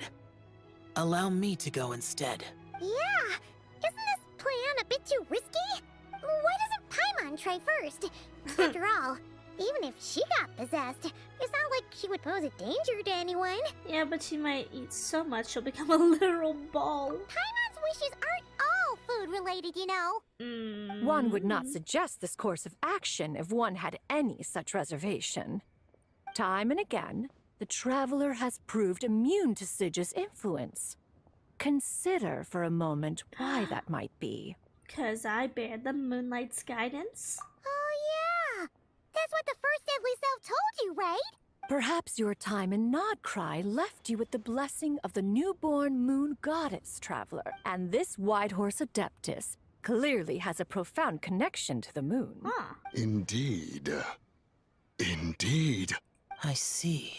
Have you other concerns, Conqueror of Demons? I was just trying to fathom why Rex Lapis left without explaining the situation in detail. But now I think I understand. Rex Lapis entrusted this matter to the Traveler, which means in his estimation, the Traveler must be the key to its resolution. Girl, I'm always the key. So I have no other concern. Always. I trust Rex Lapis, and I trust you. Leave it to me. Then we are all in agreement on proceeding with this plan? Very well. We should depart at once, lest we lose our chance. Let us see whether that old fool truly dares to face one's abode with mint. Oop. 1 mint, 2 mint. Let us plant a whole slew of mint. Oh my god. Once I reach 10,000, Cloud Retainer's abode shall be Mount Outsong no more, but rather Mount Mint Song. Oh, to behold the look on her face when she is confronted with such verdant splendor. Oh my god. Mountain Shaper. You dare disturb the tranquility of one's abode. Do not take personal offense, Cloud Retainer. He is not in control of his faculties. Exactly. Let it go this once. Zidja is the one driving him to do this. Huh? But Zidja just helps people fulfill their own wishes and desires. Not now, Paimon. Yeah, Paimon. Sorry, Mountain Shaper. Paimon might have just thrown you under the bus. When he wakes up, we shall have words. Everyone, to your positions. Oop. Bored.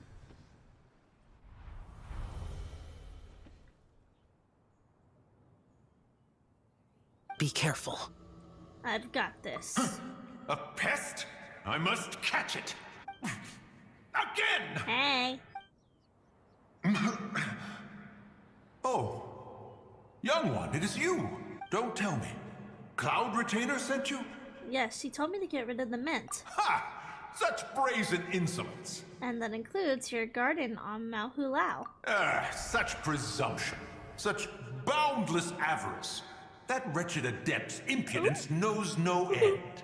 If she dares lay a finger on my garden, I shall smash her cuisine machine to pieces. Are you sure about that? You think I am one to fold so easily?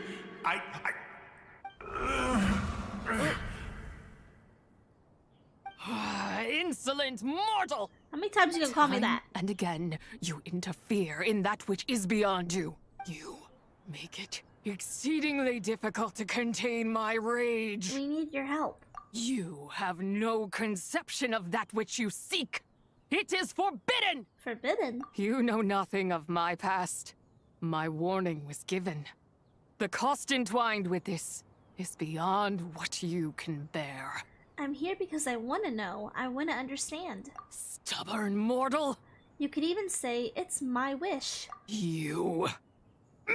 Will you grant it? Very well. If death is what you seek, who am I not to oblige? Dang. Come, let us see the extent of your resolve. Your wish is to behold the curse of time and the memories of this form? Then, let it be granted. Never mind, I want to back out. I'm scared. I'm scared now.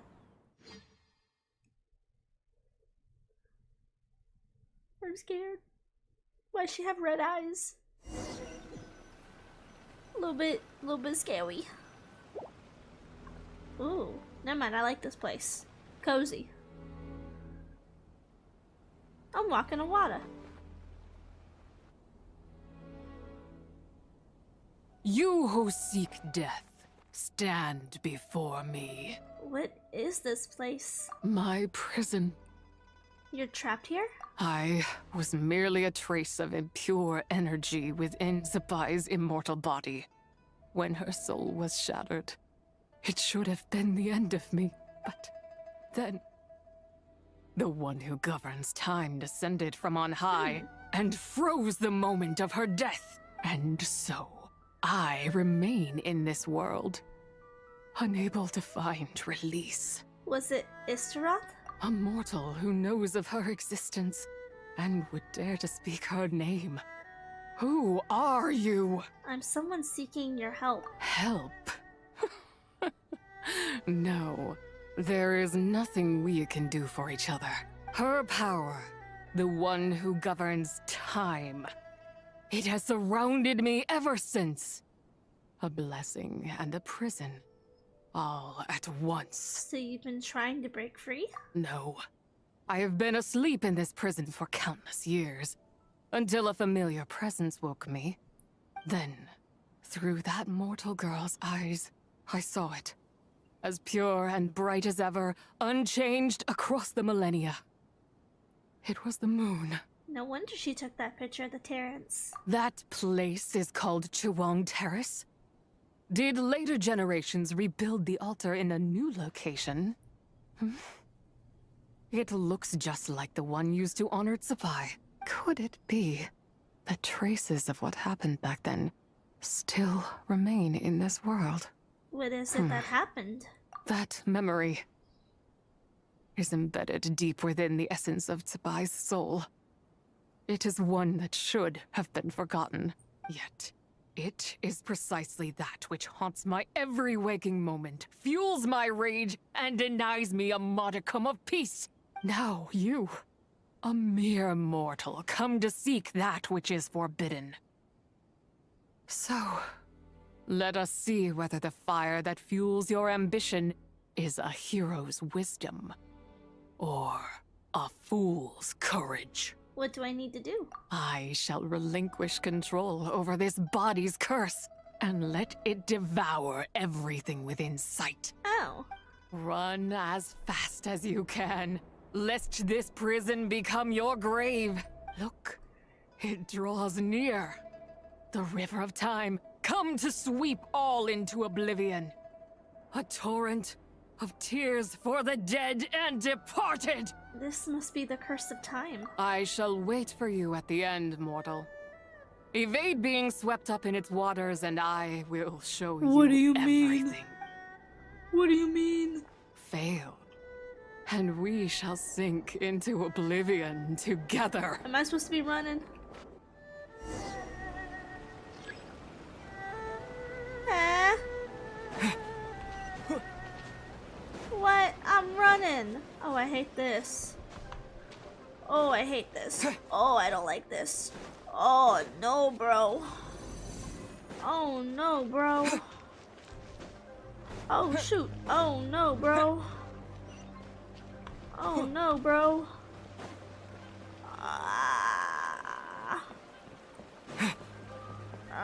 Yeah, I don't like this. Jump! Oh my god! The game acts like I've never jumped before in my life. I'd like to see y'all on mobile doing this. I'd love to see mobile players doing this. Where?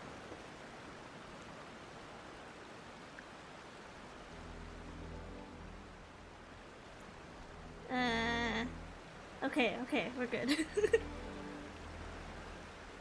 Shout out to all my mobile players. Good luck.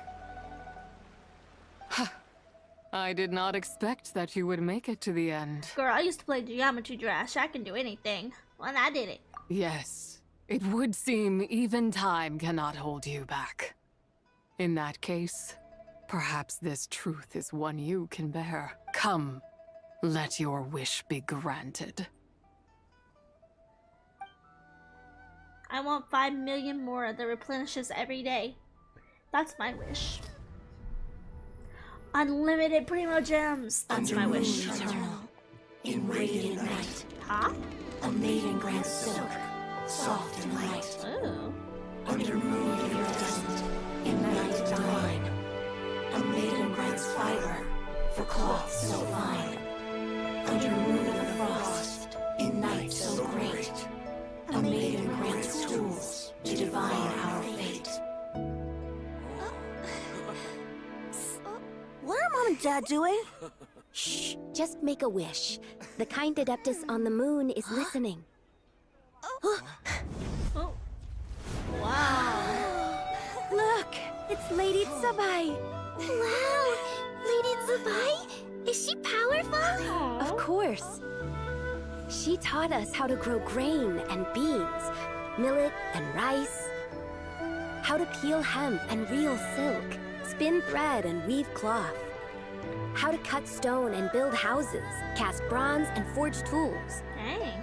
According to Mom and Dad, the Adeptus Tsubai is the god of soil and grain, who blesses our land and its crops. Aww.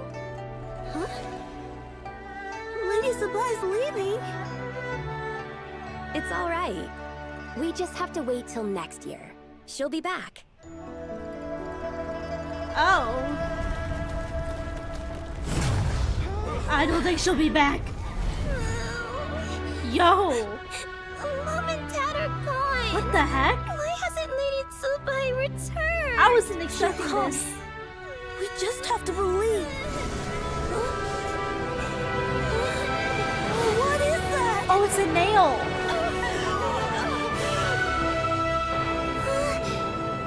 Lady Tsubai abandoned us. Wow. All places tainted by the abyss need to be purified. That includes Long Gone. Girl, what? And what of its people? You know what will happen. You are but an emissary to the mortal realm. Oh, that's This is Isteron. heaven's will. There is no need for guilt, and no place for hope. I wouldn't dare. But the people of Langan honor me, worship me, pray to me. If I do not answer, the guilt will be too much to bear.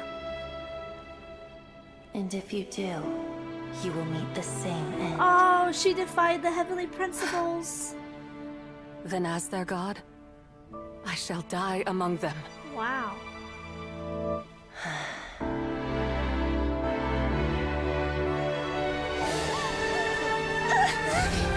Look! Lady Tsubai came to save us! I knew she wouldn't abandon us! Run! Whoa.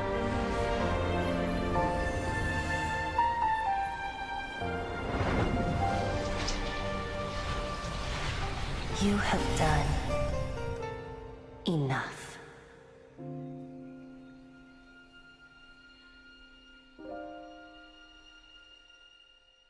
Wow.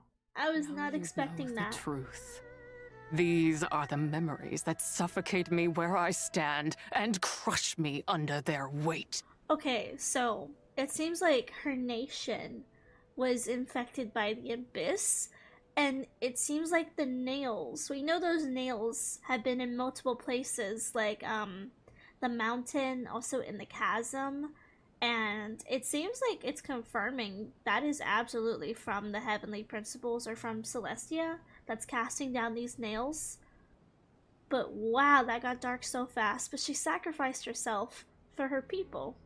Your nation was destroyed. Not just my nation, but the people I loved. Were it within my power, I would ignite a blaze fierce enough to burn a hole through the heavens themselves. But how did it all happen? It was a time of war, one that ravaged heaven and earth. Remnants of the battles tainted with cursed power fell from on high and devastated Langan. The heavens decreed that the tainted filth had to be cleansed. No matter the cost, if I just had more time, I could have helped more people to escape. You did give them time. But it wasn't enough! I just needed a bit more, and they all could have survived. You did more than enough. The descendants of Langan made their home all throughout Liyue. Their legacy lives on because of you. I never imagined there would come a day where I found peace. So long this rage has been within me. Yet here in this moment, it has stilled at last. Thank you. Aww. If you wish to bring Tsubai back to life, mortal, then you may take the part of her soul that lives in me. Just remember, from this moment onward, the fate of Langan's fallen rests on your shoulders. And that cannot now be changed. What will become of you? As I said before, I am but a remnant of Tsubai's adeptal form. A manifestation of her wrath that was not meant to linger in this world. By taking away this fragment of her soul, you take away my shackles as well. So, let it be done. Any final wishes then? Ah, it's your turn to grant one of my wishes, is it? Very well. In regard to my fate, and that of Langan's fallen, I know there is little I can demand of you. However, should another raise a war banner against the heavens someday, let my name be set upon its cloth. I ask for this, and nothing more. Now, take what you came for. I was a lone moon, shrouded and dimmed in cloud-veiled night. Now darkness breaks, free and unburdened. I reclaim my light. Wow. Oh. So we've appeased her spirit.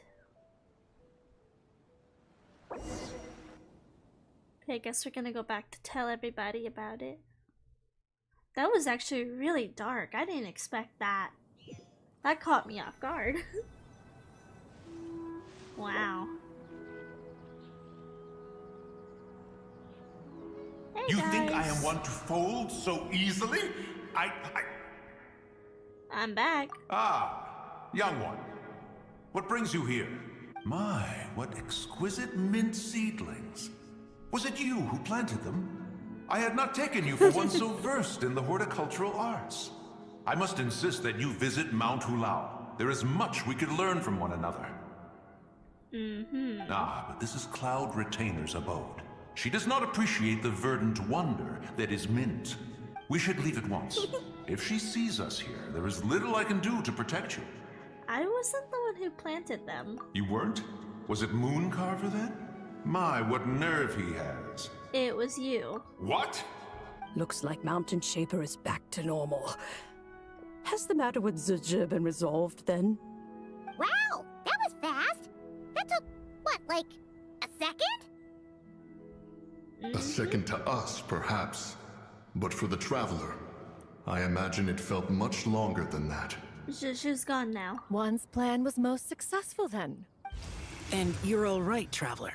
You don't feel strange in any way? No, I'm fine, thanks. Well, sounds like good news all around. I'm glad this matter is resolved. What is this matter you speak of? The possession of that mortal child? The matter of Zizha may have been resolved, but there is another that is far from over. The mint you planted around my abode. Perhaps you have a moment to spare for a little chat, Mountain Shaper. As Cloud Retainer gives Mountain Shaper from talking to Zhao, pulls You you aside. seem reluctant to talk in detail about what happened with Zizha. She told me about her past.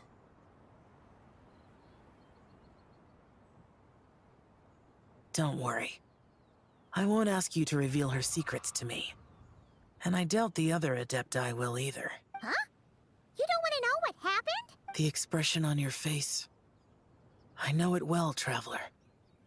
It's one I've seen Rex Lapis wear on many occasions. Whatever you learned, it must be too heavy to share. But you're okay, right, Traveler? That deadly self didn't hurt you, did she? No, nothing like that. I'm fine. Well, as long as you're not hurt, Paimon doesn't need to know anything else. It's just... isn't a happy story. Even so, I hope you feel like you can entrust me with it. If I learned anything from our time together, it's that one should not have to shoulder such a weight alone. Not to mention that certain knowledge brings danger in its wake. I would never want you to feel forced to be the sole keeper of such secrets. Yeah. Kind of like how one person can't finish a whole slime, you know? Better to grab a bunch of friends and eat it all together. Time to call in some fellow slime connoisseurs, huh? Exactly! Wait, no! Paimon's just saying we've got loads of friends who'll be more than willing to lend an ear. Alright then. After careful consideration, you share what you learned about Longja. I never knew there was such a tragic chapter in the ancient past of this land. So, the people of that nation worship the White Horse Adeptus as the god of soil and grain. It would seem, then, that Rex Lapis had a similar reason for withholding the details of his recent trip. I've often wondered if he had companions to stand by him before we met. Or if he was forced to face things alone. Regardless, Lanternlit takes place in 2 days. Let's meet back up again there. If there's no news of Rex Lapis by then, we'll have to come up with a plan. Alright, see you in 2 days. Fingers crossed it all goes well. And that's part 2. Hey. Xiao! Cloud Retainer! Madam Ping! We're here! Just any news on Zhongli? Did you see his pillar there too? I saw Zhongli's pillar. Wait, are we missing 2 Adepti? Well, Shenyun banned Mountain Shaper from Mount Outsong for 3 days. Oh, then what about Mooncarver? The scheme to plant mint in one's abode was one those 2 fools devised together? And when it comes to punishment, one does not discriminate. His banishment ends in 3 days as well. Wow, that's pretty harsh, Cloud Retainer. Nah, let's get down to business. We have news of Rex Lapis. Yeah, see that thing. Huh? Isn't that... It's a pillar. Yes, Rex Lapis's Geo-Pillar. It descended from on high this morning. He must have sent it for a reason, but it does not respond to our touch. So, what does it mean? Is he in trouble? Not necessarily. It could be a message only a specific person is meant to receive. Is it me?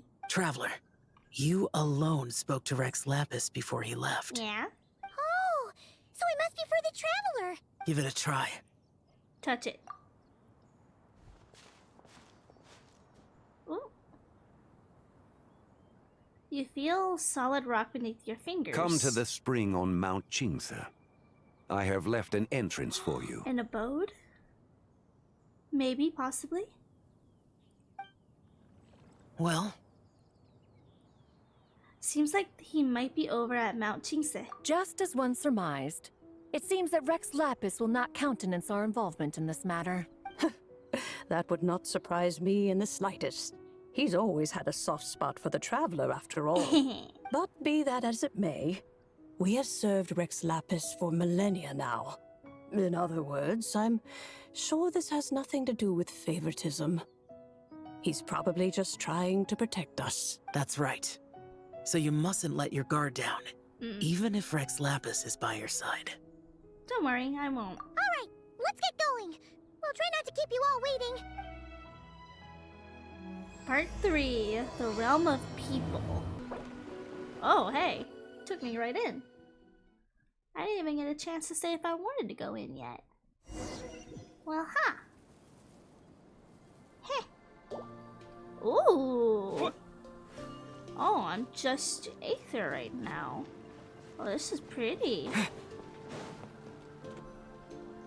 Who could have imagined that the once mighty Geo-Archon might end up so? Sitting on a humble stool in the woods, quietly weaving moon lanterns? You really do look like an old man now. This is a Xiao lantern, not a moon lantern.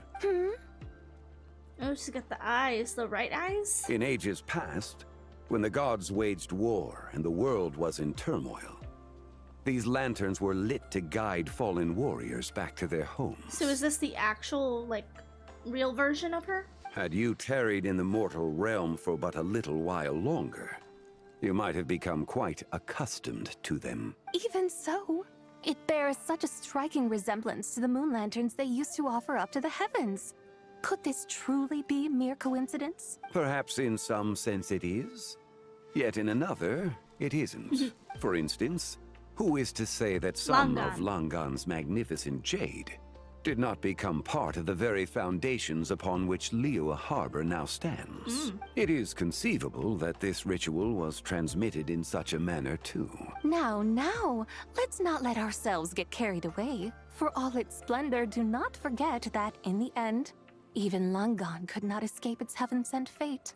Alas, it is just a pity that the little creatures of this world may never again lift their eyes to the moon, even should misfortune befall them. Oh, this must be her godly self, then. But you, Geo-Lord, now that you rule this realm, why take the trouble, not to mention the risk, to visit one who bears such profound guilt as I? Are you not afraid that you might be sullied by the curse of time that was laid upon me? There is no risk to speak of. At least, not in comparison to that which you took when you defied the heavens all that time ago. As I have stated, time and again, it was not I who defied the heavens. Geo-Lord, the ancient affairs of Langan have nothing to do with me. For I am but one of her deadly selves, severed before her demise. My name is not Zebai, but Zichao. Surely you did not take us for one and the same, solely on the basis that we may all assume the form of white horses? Sorry to break it to you, but you seem to have found yourself the wrong white horse. Anyway, do tell me, what urgent matter brings you here? Very well, then. I have come to ask for Zebai's shade. Oh? So, the Geo-Lord has set his sights upon Zebai's human soul. And what is it that you intend to do with it? The world outside is changing.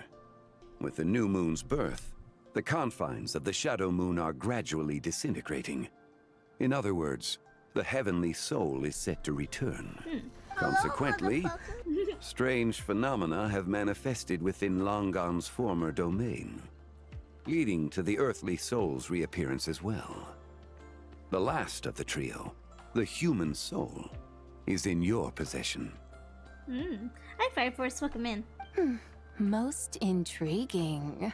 My intention is to gather all three together, so that an old friend may finally make her return. I must admit, it seems that some remarkable affairs are coming to pass in the outside world. Yet there is one thing you seem to have overlooked, Lord of Geo. Back in the day, it was you that freed me from that painting. And afterwards, I took up arms in your name. Together we first subdued Chenyu Vale, then brought peace to Mount Qingse. It was for this cause that the contract between us was made. But now that the debt has been repaid, what cause have you to expect my aid? Zebai and I have long been friends. Given not only that you were manifested from a corrupt desire within her divine form, but that you also possess a fragment of her soul. How can you purport to be the wrong white horse? I think you'll find that we are now as separate and distinct as any two beings ever were. What once shone with radiant purity has long become dust. What you see is no longer what it was. Oh, great Lord of Geo. Should this still be unclear to you, I bid you take your leave. Whoa, whoa. It seems that the fault lies in my own lack of consideration. As you wish.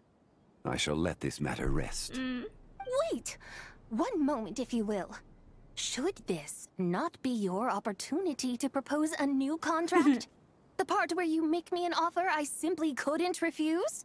Even those puny mortals know how to haggle when striking their bargains. Should you, the famed god of contracts, not likewise strive for success through negotiation?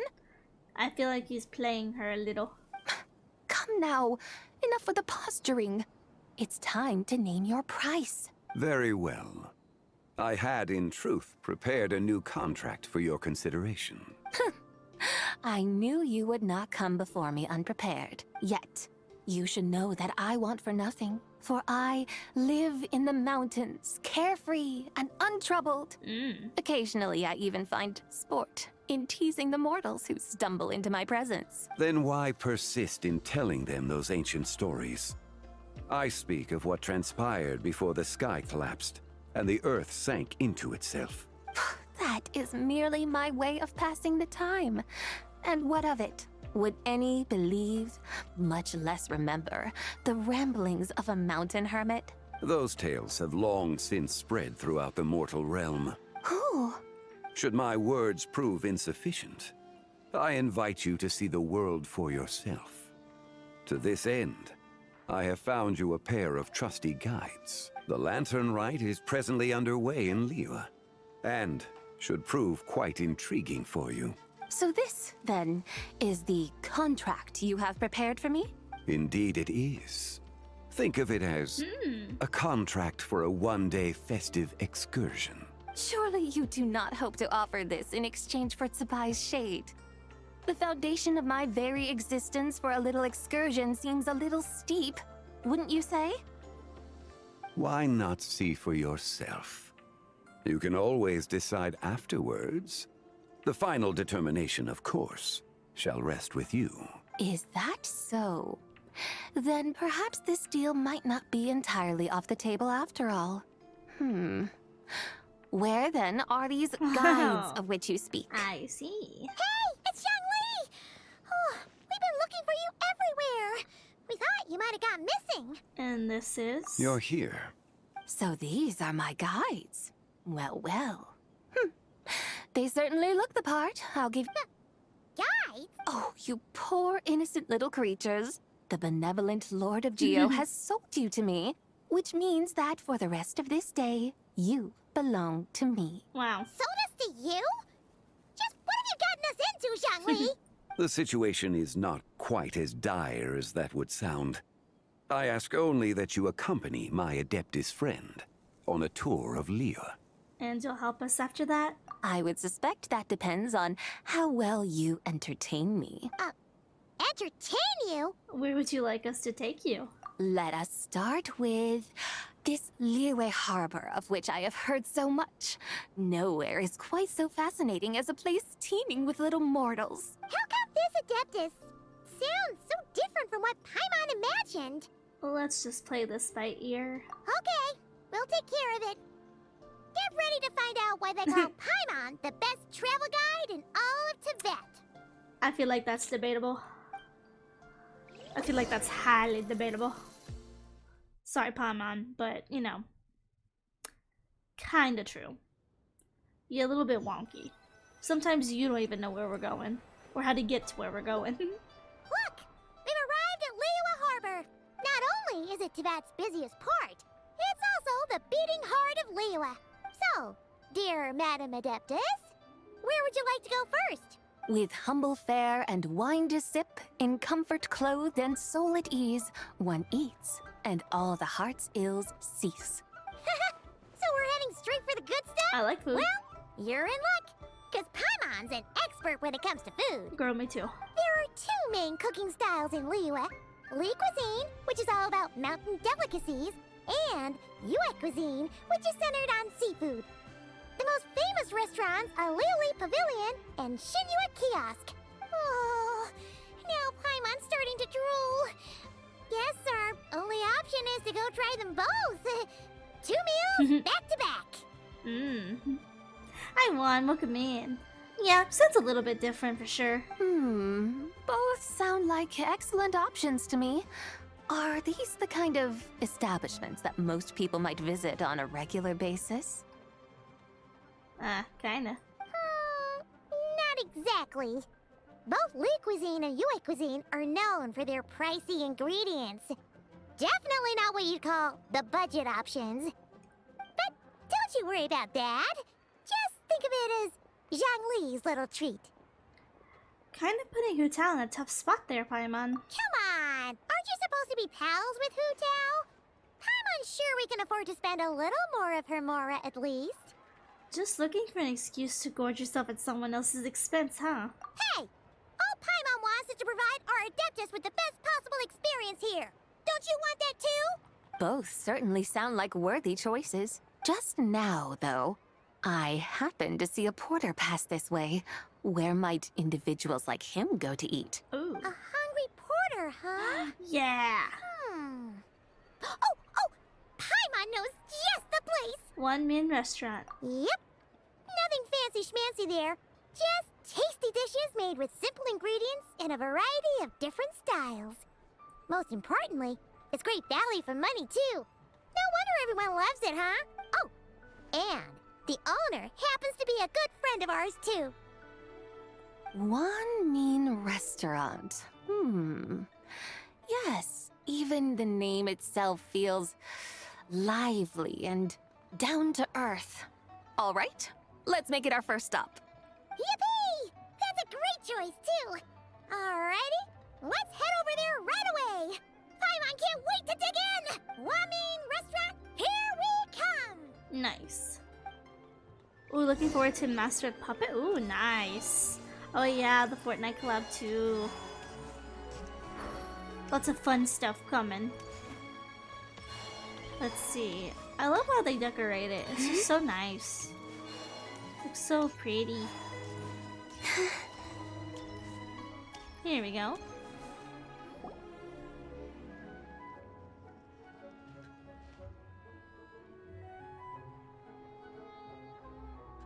Torky. We're here! Oh, hello there. What a surprise to see you two. Welcome, welcome. Give me food. Hey there, Traveler and Paimon. We're a little busy today, so grab a table while you still can. But I don't think I've met this lady before. Is she a new friend? You could say that. We brought her here for Lanternlit. Oh, I see. Well, hey there. A friend of the Traveler's a friend of mine, too. Don't worry, we'll take good care of you. Just order whatever you want, it's on the house. By the way, I'm Zhongling. I cook here at Wan Min Restaurant. What's your name? Miss Xiangling, have you ever heard of the White Horse Adeptus? Of course. What about her? I am her, and she is me. She's just gonna reveal this all of a sudden? Huh? You mean you're an Adeptus? Oh, you young'uns crack me up. Come on, Xiangling. You've got to keep up with the times. Haven't you heard of cosplay? It's like a role-playing game where you dress up as famous characters and pretend to be them. Seriously, it's all the rage, and it looks like this young lady is quite the expert. No, he just said cosplay. Your friends sure keep their fingers on the pulse, huh, Traveler? Wow, Dad. Didn't know you were so tuned in. But how come I haven't heard about it? Oh my god, guys. Cosplay confirmed lore-wise in Genshin Impact. Cosplay is real. Oh my god. Good thing I already have cosplayed half these characters. You gotta listen to our customers.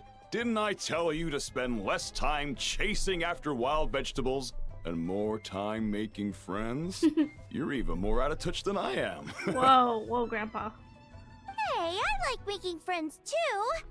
Isn't that what I'm doing right now? Anyway, even if it is just a costume, is it alright if I still call you White Horse Adeptus? Of course it's all right, because that's exactly who I am. Okay. I can see you're really committed to the role. How about I call you the real White Horse Adeptus instead? I've been at Procure Command. In that case, you can call Paimon the real Traveler. Yeah, I guess that makes me the real Paimon. You're right. You could have at least switched outfits. I'm not fitting in Paimon's outfit. Puny mortals. Nevertheless, I suppose it might be amusing to indulge in your little charade for a while at least. Girl, I'm trying to help you. All right. Go grab yourselves a table. I'll come take your order in a bit. Okay, let's see. Which table? One of these? You got like 2 tables. You need a couple more. Hello. May I ask if Miss Xiangling and Chef Mao are here? Yeah, they're just over there. Wait a sec. Aren't you? So, what would you like to... You're... Hello, Miss Xiangling. It's me, Lu Xiangxiang, the one who broke some stuff here at your restaurant a few days ago. I just wanted you to know how sorry I am. I honestly don't know what came over me. Please, please forgive me. Oh, it's you. You really gave me a fright that day, young lady. You didn't actually get food poisoning from our black back perch stew, right? Oh, I just realized the Mondstadt Fatui people are in the background. Come on, Dad. She's come to say sorry. It's all right, Miss Lu. You must have been feeling a bit off that day. You're looking so much better now, though. Why don't you grab a table, too? This one's on the house. No, I couldn't possibly. Hey, it's totally okay. We all feel under the weather sometimes, especially when we're away from home. Go on, find yourself a... yikes. Looks like all the tables are taken. Girl, you got 3. Wanna come sit with us? We've got an extra seat over here. Must be fate, huh? Thanks, guys. So what would you like to eat today? Feel free to order anything you like. I should very much like to sample your renowned poisonous blackback perch stew. Girl, it's not poisonous. It wasn't poisoned. That was all on me. So that's 1 portion of blackback perch stew. How about you guys? Paimon wants... Since it's on the house, why don't you choose for us? Sure thing. Looks like Paimon's having trouble making up her mind. Anyway, I guarantee you'll love it. Let me think. Well, since the blackback perch stew is on the spicier side, I guess it makes sense to balance it out with a serving of stir-fried shrimp. And since it's Lanternlit season, you better try out the triple-layered consommé and come and get it too. Those are our seasonal specialties. As for the carbs, since we've got a full table, how about some right at home? Along with our special chili mince cornbread buns. Ooh, that sounds good. Trust me, you won't be disappointed. Then for dessert, I'll whip you up some Lucky Snow Delight. I just came up with it a few days ago. And Wow! Oh, oops. Sounds like quite the feast. Looks like Paimon's in luck today. Am I the only one who thinks that's way too much? No, never enough. Not at all. Don't worry, I know what I'm doing. And to top it all off, our star dish, Adeptus Temptation. You should know that we don't often serve this here at Wanmin Restaurant. But since this is my first time cooking for the White Horse Adeptus, oh yeah, I'm pulling out all the stops. That's that what's it called? It's like the golden like pot stuff. Like that's one of the rare dishes. Okie dokie, just sit back and relax. I'll have your dishes out in no time. Hold on. Did I just hear Miss Xiangling mention the White Horse Adeptus? You did indeed. And you're looking right at her. That's a joke, by the way. She's cosplaying. Oh, I see. Phew, almost believed you there for a moment. Tell me, little one, what business might you have with the White Horse Adeptus? It's a long story. Basically, a while back, I took part in an archaeological dig over at the chasm. While we were there, we discovered a number of relics. Our findings show that they date back to the era of Long Gone, an ancient nation whose people are said to have been the ancestors of some of the modern-day inhabitants of Chenyu Vale. And why might such matters concern the White Horse Adeptus? Because some of those relics not only seem to contain textual references to her, but even depictions of what she looked like. There have long been legends claiming that the White Horse Adeptus was a deity of that era, but there are plenty of other theories out there too. Oh, wait, was she really a deity then? Like, was she a god? If I could just locate some more detailed records, I'm sure we'd be able to find out so much more. So you're into history? Well, to tell you the truth, I actually joined the archaeological team by sheer accident. But once I'd started down this path, I knew that I wanted to make something of myself. Recently, though, things seem to have taken a turn for the worse. Still can't believe I caused such a mess and even ended up hurting someone. Oh, so you're considering becoming a martial artist now instead? I don't think so. No, I mean, they weren't seriously hurt. It was just a few scratches, and they let it go after my mother compensated them. Oh, you know, that really wasn't your fault. Either way, my career is pretty much over. And even though both the victim and the Ministry of Civil Affairs say they won't be pursuing the matter any further, my father says he's going to punish me according to our family rules. Okay, so this makes me mad. Because, like, we know when she acted out, it's because she was possessed by Jibai's other self, one of her deadly selves. And, like, the Traveler knew. The Traveler knew the entire time that she was possessed and yet let her take this fall? Like, you knew all that and you didn't say anything? Some hero. Family rules? Yeah, he's decided to ground me. I'll have to return to Chaoying Village after Lanternlit, and goodness knows when I'll be allowed to leave again. Wow, that's harsh. Sounds like the kind of thing only rich, super traditional parents would do. We're not exactly rich, though. All we own are a few tea fields in Chaoying Village and a guest house in Liyue Harbor. A guest house? It isn't Ah. Baijiu guest house by any chance? Ah, so Boss Lu must be your... Yep, he's my grandfather. So, you've heard of the guest house before? Small world, huh? Mm-hmm. Come to think of it, didn't Boss Lu mention something about hoping that the White Horse Adeptus would show up and let her divine power be known?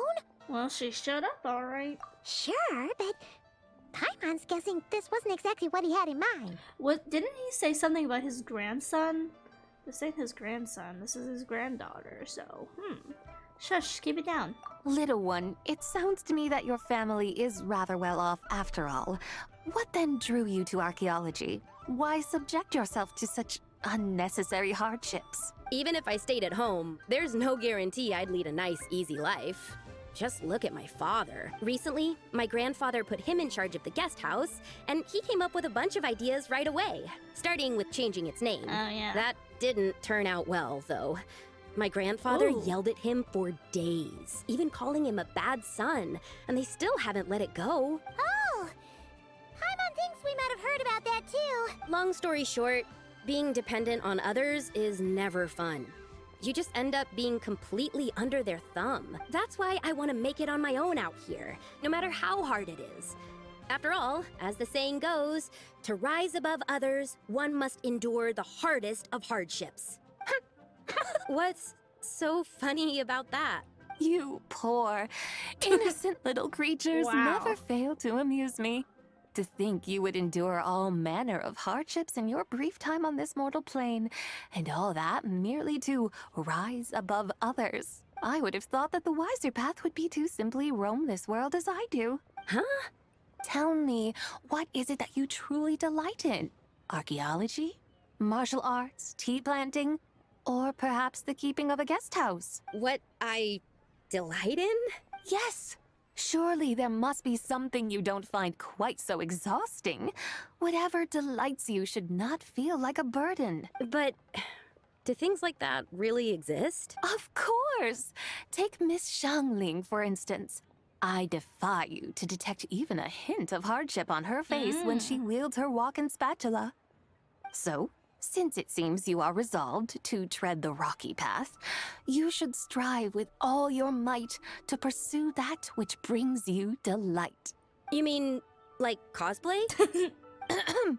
I suppose you might say that.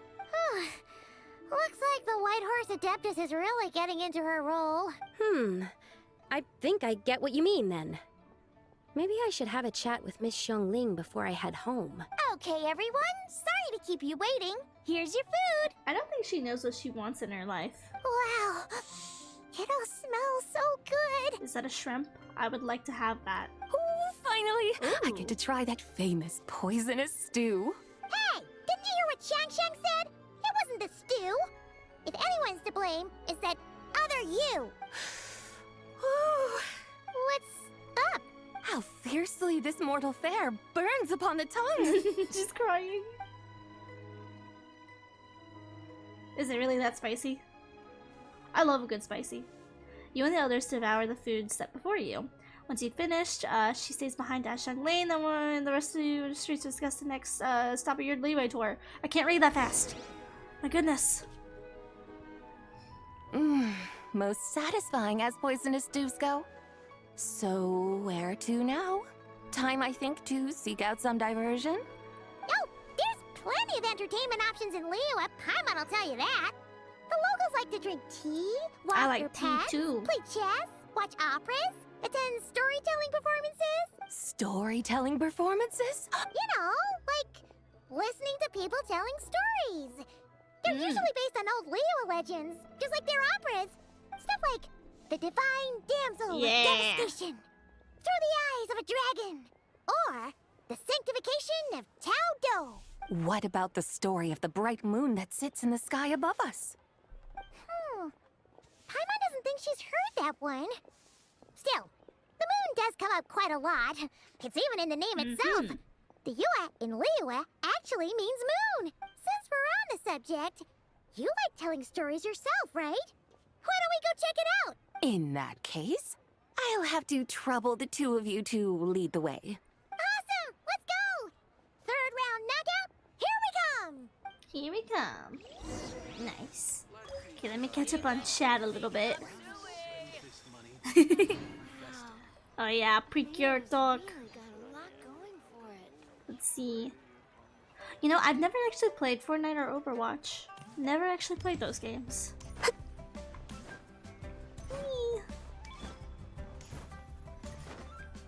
Hey, Yunjin.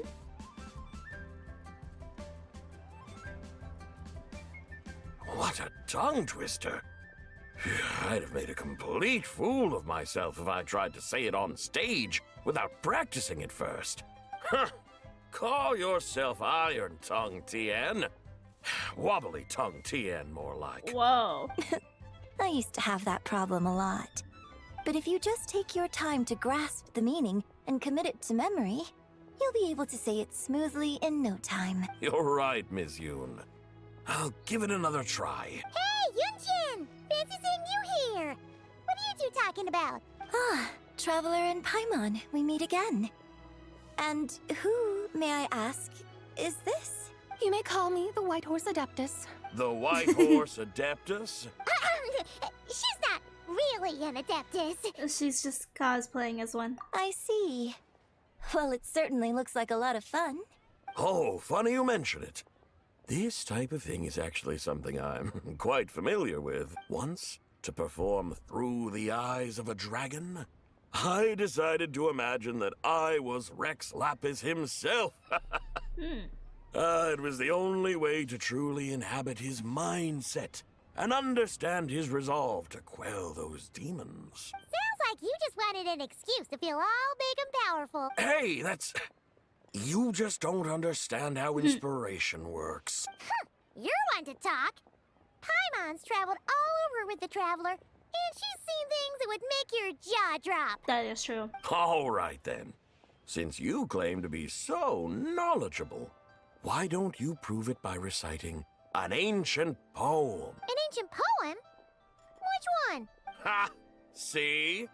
You mean to tell me you've never even heard of the ancient poem called An Ancient Poem? What kind of a title is that? Quit teasing, Paimon. We only just found out about that ourselves. He's talking about the writing on those ancient relics. When we first saw it, we couldn't figure out what it all meant.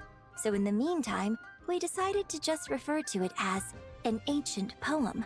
However, thanks to the painstaking work of the scholars who were tasked with decoding it, it seems like that's exactly what it was.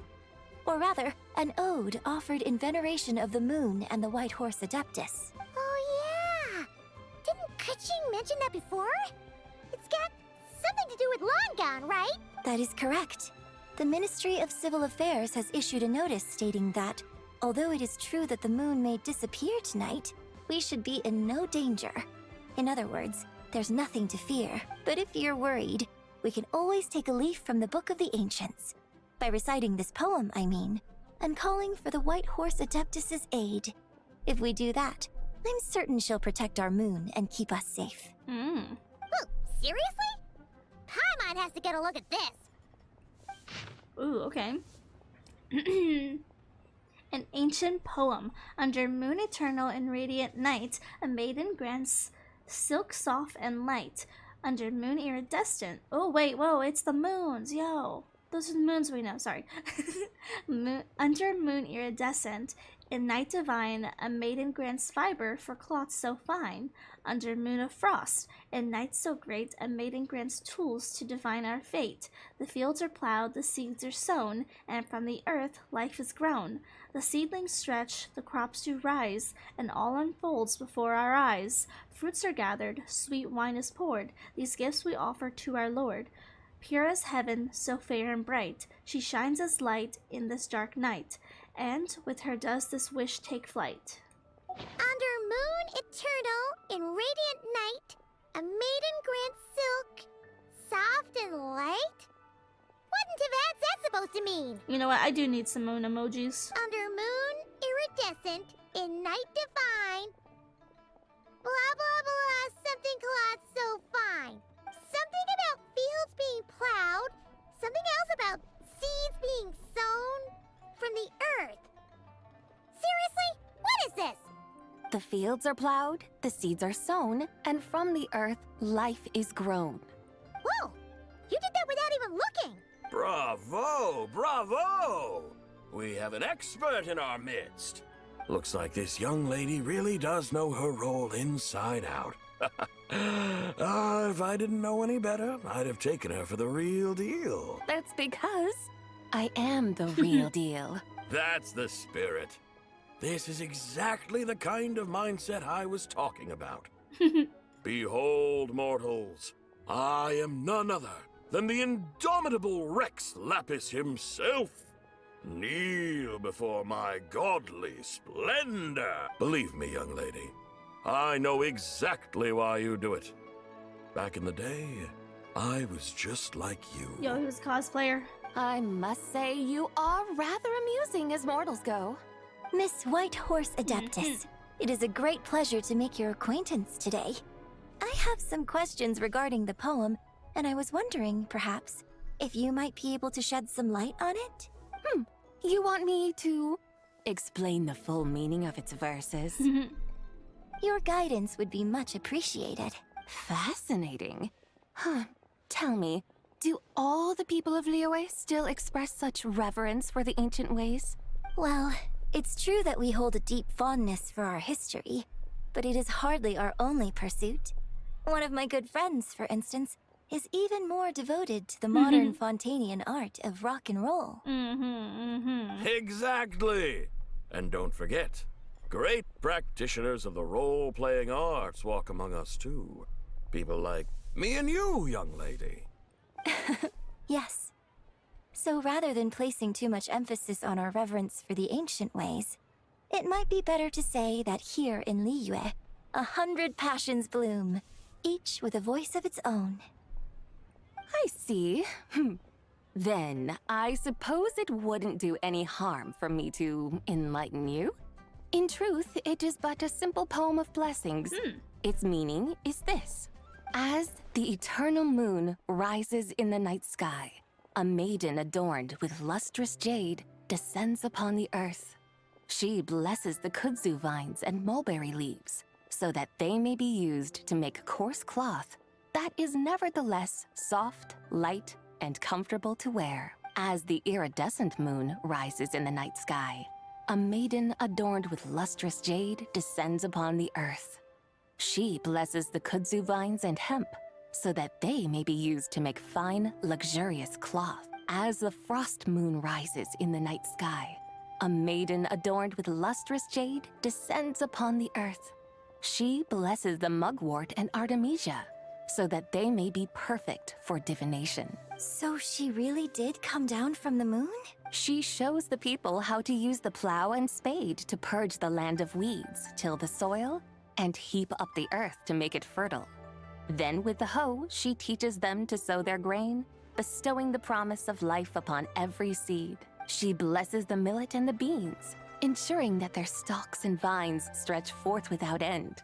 She graces the wheat and the rice, so that their heavy heads are filled with plump, glistening grain. Sounds like she's a real pro at all this farming stuff.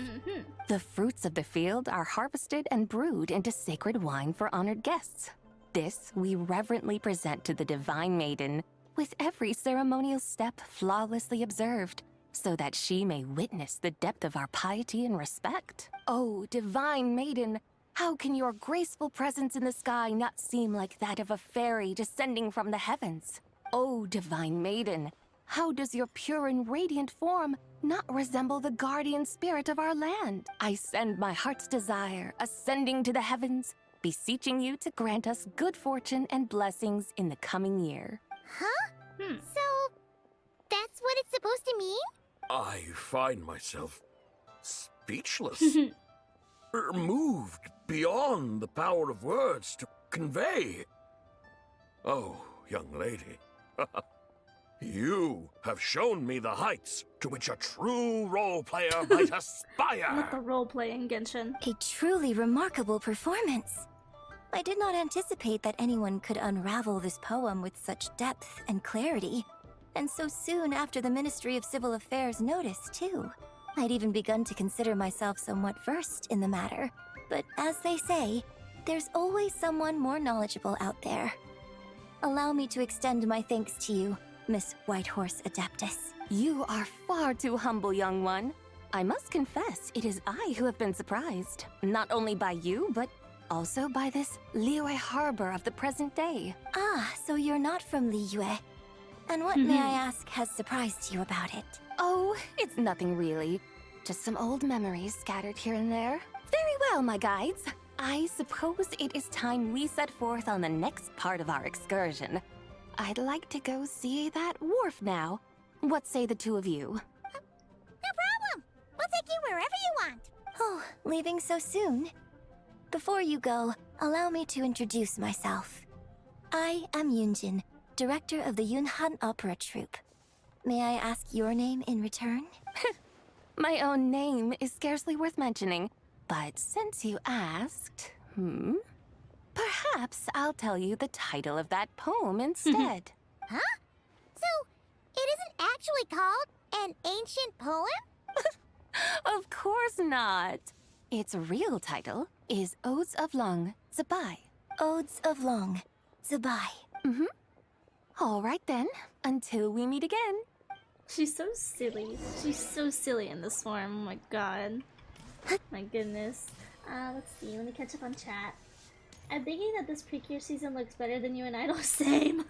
Same. I actually have a video on the main channel coming out tomorrow talking about my impression so far of it, and also some theories. Lots of theories already about the new season.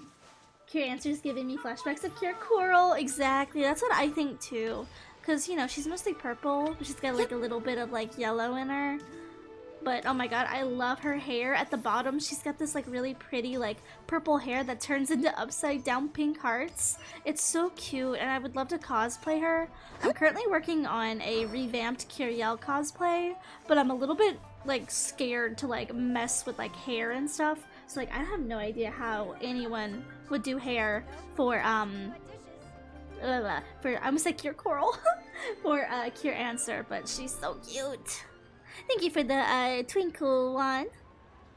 Oh yeah, the Star Rail thing. Yeah, I saw it. So cool. Yeah, I know Pretty Cure started out really promising. Yeah, I don't know what happened. Like, I guess like I made my video talking about it, and a lot of people did say that it seems like the people working on that season didn't seemingly care too much about it, and that the season seemed to be mostly like for marketing and whatnot. Like it was very good in like the Pretty Cure store for like marketing, but yeah, personally, story plot, nah. But I'm really liking at least the first episode now of Star Detective. Oh my god, is that Ganyu? Ganyu, oh my god. Okay, new voice actor. Let's hear it. Let's hear it. My first main. Hey, Ganyu! I almost forgot to mention. On my recent trip to Nodcry, I came across something really fascinating in the Frost Moon Scion's library. My Pookie. I found records in their collection of another divine envoy living on the moon. A divine envoy on the moon? Ooh. You don't think it could have been referring to the White Horse Adeptus too, do you? No way to say for sure. Still, the similarities between our legends are intriguing, to say the least.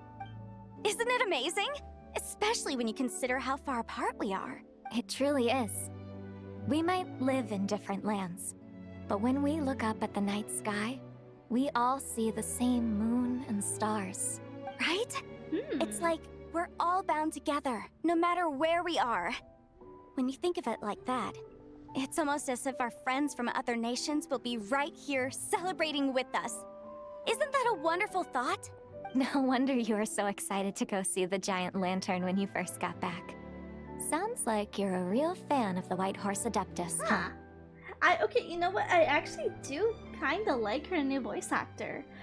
Like, I feel like this voice actor makes Ganyu seem a little bit more peppier. Because, like, before, she kind of just sounded, like, a little bit tired. Because, I mean, to be fair, like, tired sad. Because she, you know, her whole thing, she's a cryo character. Usually they are, like, a junkstification character. But, like, you know, her whole thing is she doesn't feel like she belongs in the Adeptus world or the human world. So I kind of felt like it always made sense for her to sound, like, a little bit, like, sad, a little bit tired. Maybe, like, a little bit overworked as well. Because she likes to, like, work a lot. But I feel like she's a little bit more peppier. I guess you could say that. Just a pity she's so elusive. Even Granny's never met her, you know? Maybe she really is just a legend after all. Hey, Yanfei and Ganyu! Trust, Paimon. The White Horse Adeptus is as real can be. Huh? Oh, look! It's the Traveler and Paimon! Feels like I haven't seen you two in, like, forever.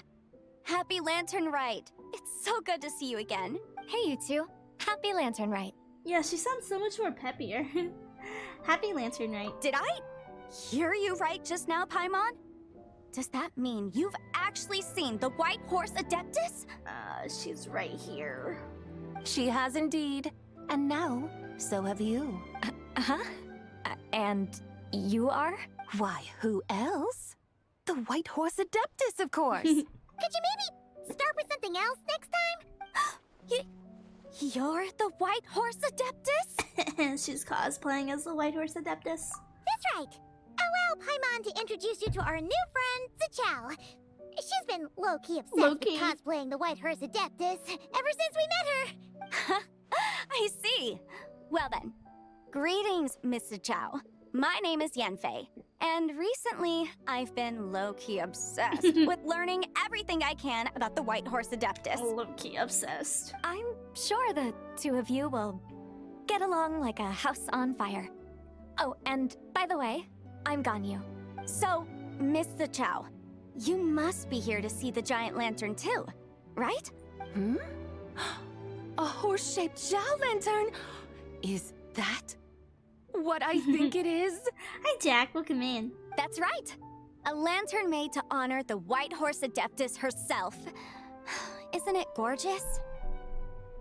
Huh? What are you laughing at? Both the lantern and myself. What do you mean? Oh, this lantern truly is an artistic masterpiece. But tell me this. Have any of you ever seen a horse before? Whoa. Come to think of it, Paimon can't remember ever actually seeing one herself. What about you, Traveler? Yo, I'm so glad that they're finally addressing this problem in Genshin. What happened to Kaya the Cavalry Knights? Horses? Where are the horses in Genshin? Like, what the heck? Me neither. Oh, this horse appears to be mid-trot, but it has adopted what is called a lateral gait, where the legs on one side of the body move together in unison.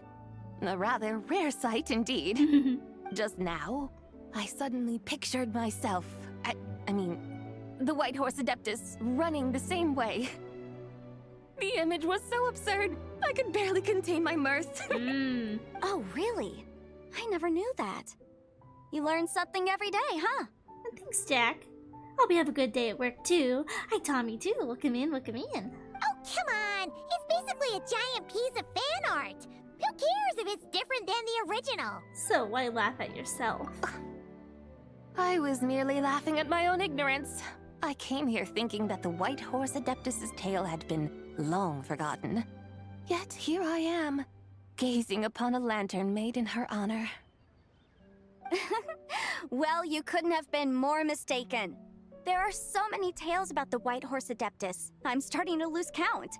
Just off the top of my head... Just so you know, Yanfei, we've heard it all, like, a million times before.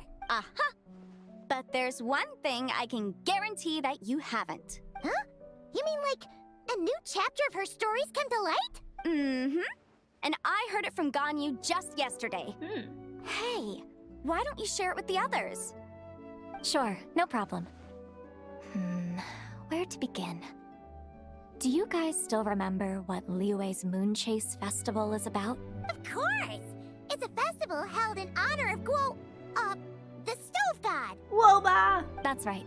But it took a really long time for the Stove God Festival to become what it is today. In its earliest form, it was actually an adeptal ritual known as the Moon Chase Rite. Paimon remembers Madame Ping mentioning that before, but she never explained exactly what it was. According to Cloud Retainer, the Moon Chase Rite was originally a ritual meant for communicating with the moon. Communicating with the moon? But for what purpose? At first, Cloud Retainer wasn't entirely sure either, as it was always Rex Lapis who performed the ritual. Whoa! Rex Lapis did it himself? Must have been a really important ritual. That's right. Unfortunately, despite numerous attempts, they never actually received any response from the moon, which is why they eventually stopped performing it. But then, just yesterday, Kutching took a picture of the moon being obscured by a dark hole to Cloud Retainer and asked if it had anything to do with the Moon Chase Rite. The moment Cloud Retainer saw it, it suddenly dawned on her that the rite might have been an attempt to reach the White Horse Adeptus all along. Does that mean Zhongli's been trying to bring back the White Horse Adeptus all this time? Wow. So how about that? Bet you never thought there might even be a link between the White Horse Adeptus and the Moon Chase Festival. It's quite the revelation, yes. If Kutching hadn't taken that picture to Cloud Retainer, we would never have known any of this. This is probably what Kutching was referring to that day when she mentioned there were some ideas she wanted to follow up on. So, Geo-Archon. All this time, you've been striving to awaken her. You know what, Zhongli, he's a real one. Huh? What do you mean, awaken? Nothing. What I truly meant to say was, this new insight you've provided has been truly eye-opening. Oh, by the way, my trusty guides, I've been meaning to ask, where in Liyue Harbor might one enjoy an expensive scenic view? Huh? We're off to the next stop already? But Paimon's barely done digesting that lore bomb just now. All the more reason to find the right spot to let it sink in. Oh, so that's what you're up to. A tour of Liyue Harbor? In that case, if you're looking for a spot with a panoramic view, I'd recommend Yujing Terrace. It's always the terrace. That's a great idea. Since the terrace is on higher ground, the sea view from up there's so much better. I agree. Great. Well, the Lantern Rite's about to start, so we should get back to Granny's now. Hope to see you all at the festival tonight. Oh, you're off too? All right then. See you both soon. See you soon. There they go. Very well, my guides. What are we waiting for? Okay, you're the boss. Yujing Terrace it is.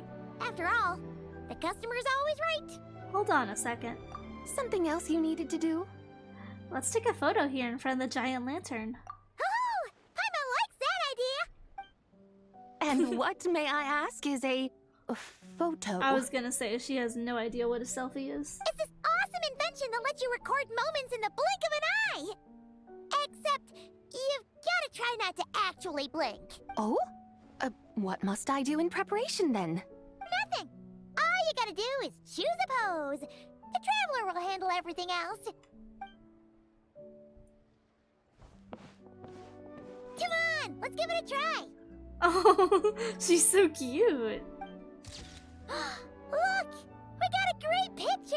Aww. Paimon's gonna call it The White Horse Adeptus Meets the White Horse Adeptus in Liyue Harbor. I feel like Genshin really needs to have like a photo book for like all the photos that you take with like different characters and stuff in like story quests. That'd be amazing. Huh. They've even discovered a way to preserve moments in time. Now I truly am curious to witness what else these mortals might accomplish. Hi, Meowji. Very well. Let us proceed. Yujing Terrace lies in that direction, does it not? Hey, wait for us! Yeah, wait for me.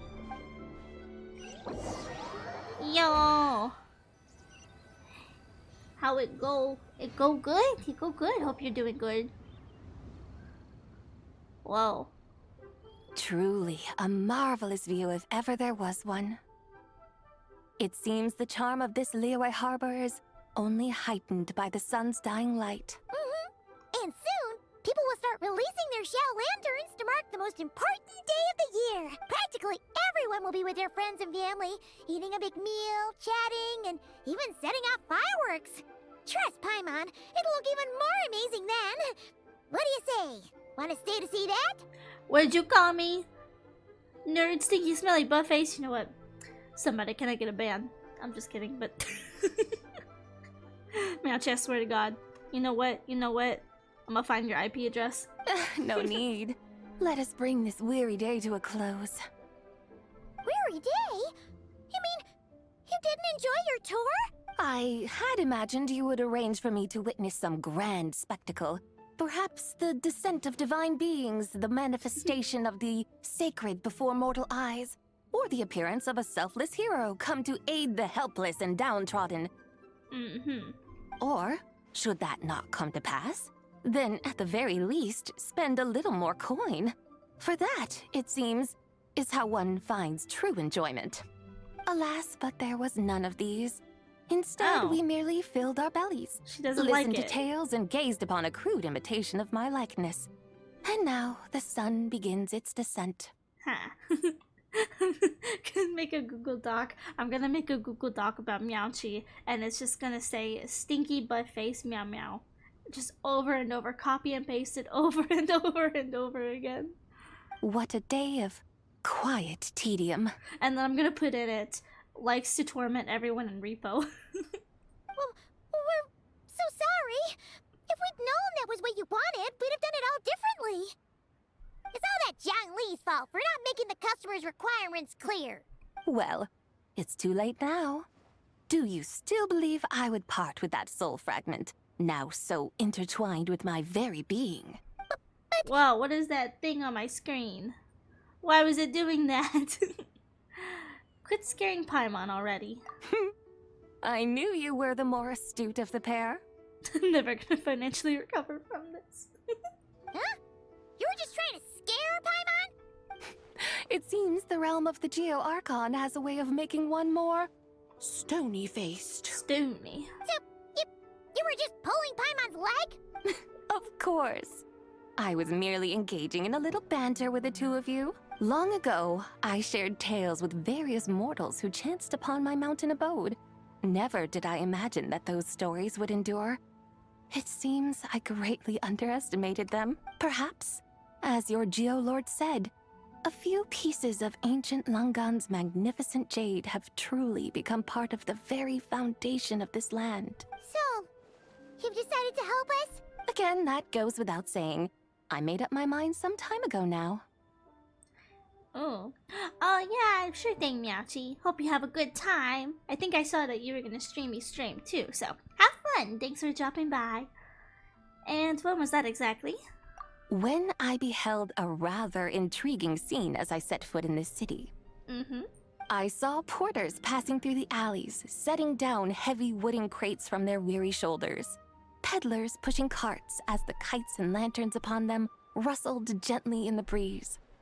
I saw cooks cooking, actors acting, scholars reading, soldiers marching, children playing, elders resting, officials officiating, and the common folk absorbed in this or that, reveling in the simple joys of life. Some, it seems, have already found that which stirs their hearts, while others continue to fret, troubled by uncertain futures. Yet, in this gentle and serene order, each holds fast to their anticipation, not only for the celebrations to come, but also for the first light of the morrow. Scenes I once yearned to behold now unfold before me. No longer in Langan, but in Liyue Harbor, thousands of years on. How wondrous is this mortal realm. Thank you. Thank you, Whitehurst Adeptus. Thank you so much. Adeptus, Adepti, perhaps the singular art in which we are truly proficient is that of sequestering ourselves within the high mountains. But once we leave our mountain refuge, we find ourselves drawn back to mortal ways all the same. So, it is I who should offer my thanks to the two of you. Traveler, Paimon, you have made this day more delightful than any I've known in a long, long time. Come now, and take what it is you need. You mean, like, right now? Oh, she's giving us her soul. Don't you think we should wait for Zhangli? That won't be necessary. So we All succeeded. things shall meet again in their time, for the waters know no rest, and the flowers their appointed season. Wow. One need not fear that life is but a journey of goodbyes.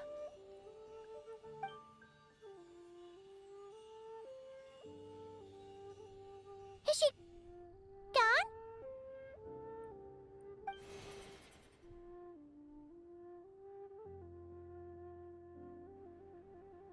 So what happened to her?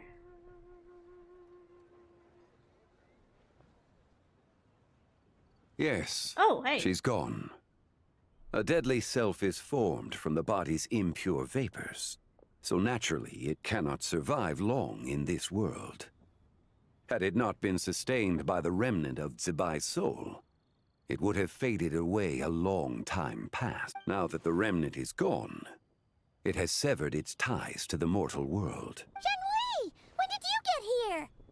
A while ago, Oh. Paimon would have thought you'd at least want to say goodbye. though mountains endure, the ceaseless waters will, at last, wear away their sharp edges. Thus must I meet the marks wrought upon her by the ruler of time with great caution. Actually, you're just terrible at saying goodbye. It may be goodbye for now, but someday we will meet again. Really? And when might that be? Who can say for sure?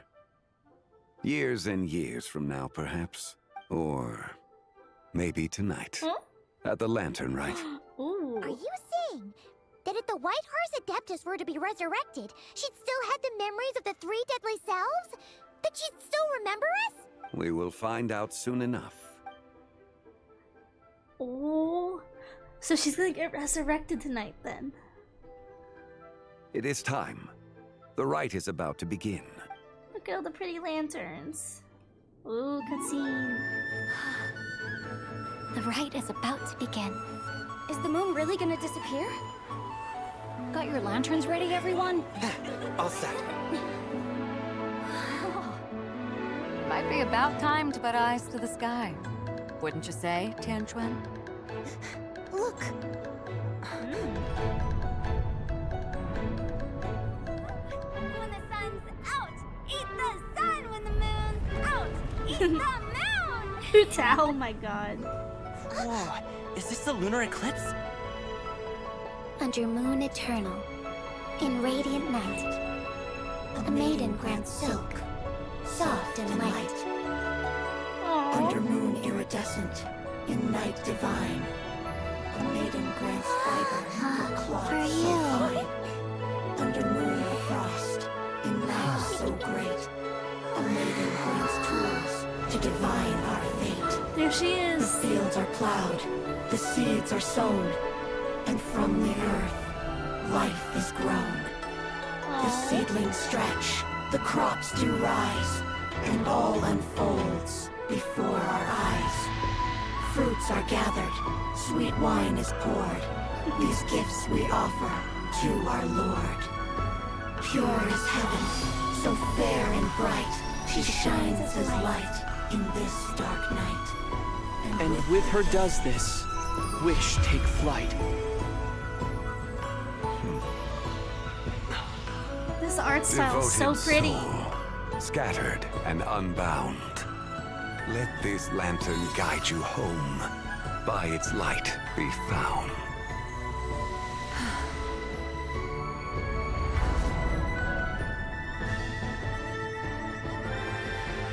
Oh my god, she's so pretty.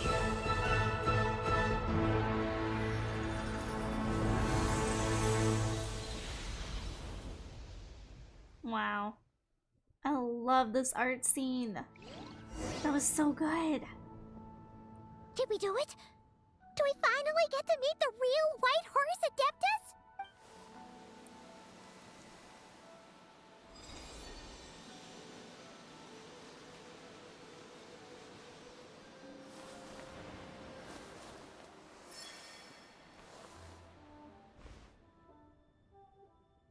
Hey. She's so soft. Her face is just so soft looking. This place. Where am I? A familiar land, now known by the name of Liyue. Liyue? The peaks adorn the clouded moon. Then, who might you be? Oh no!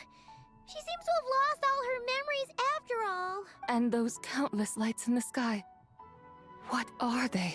These lights, each like a dwelling in glad accord, usher in this day of joyous rebirth. And whose rebirth might that be? That of my old friend, Zibai. Zibai? Yeah, that's you! Don't you remember anything at all? That's... me? Oh, yes. The envoy of the Lunar Palace. My name is Zibai, indeed. Then you must be the Lord of Geo, Aww. Heaven's Star. Many years have passed since we last saw one another. Zibai, my friend. Welcome home. Home? But why does this place, this Liyue, feel at once so strange and yet so familiar? Do you remember who we are?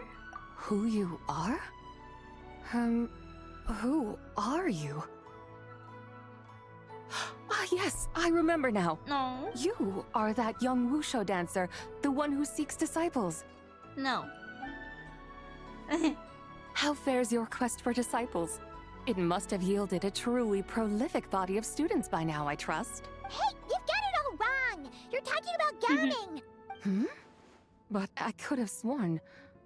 Oh, that's right. You're that impudent blonde youngster who kept meddling in my affairs. And to think you even had the audacity to presume yourselves worthy of being... What was it again? Ah, yes, of being my guides. Girl, chill. How very wonderful to see you again, my most faithful and beloved guides. I trust all has been well in my absence? Well, she finally got it right. But that sudden mood swing felt even weirder. It's like her head's packed full of slimes. It is possible that her cells have not yet settled. After all, they've only just been brought back together. It may be some time before she fully recovers. Huh? You mean, kinda like she's still half asleep? So how long will it take for her to fully recover? That I cannot say for certain. Perhaps a few days. Perhaps a few years. A few years? Mortal years are but a poor measure when divine beings tread the realm of dreams. Well, if you say so. Anyway, at least she's whole again, right? That already seems like a pretty good outcome to Paimon. Yes, there is little cause for worry. We need only wait and let time take its course. Say, what are those little creatures over there up to? Celebrating Lanternlit, of course. And those lights up in the sky? Those are all Xiao lanterns. This year, each and every one of them carries a little wish inside. Lanternlit. Then, may I join in too? Of course! Why else do you think we've been running around like headless chickens these past few days? Tell you what, Traveler, why don't we take the White Horse Adeptus out to celebrate? Who knows? Maybe seeing some familiar faces might help her find her feet? Hey, Zhangli! You've got some time on your hands now, right? Why don't you come along with us? By no means a bad idea, Paimon. Oh, and Zibai, before Paimon forgets, when we meet the others later, remember to wish them a happy Lanternlit. Happy, Lanternlit? Happy Lanternlit! Yes, happy Lanternlit indeed. Well then, let's go! Let's go. So she's restored. Come on, Grandpa. Lanternlit. A night of joy, reunion, and moonlit blessings for all. Whoa. Act 3 now. Alright, time for the last act. Act 4. Let's see. I don't see Zhangli, though.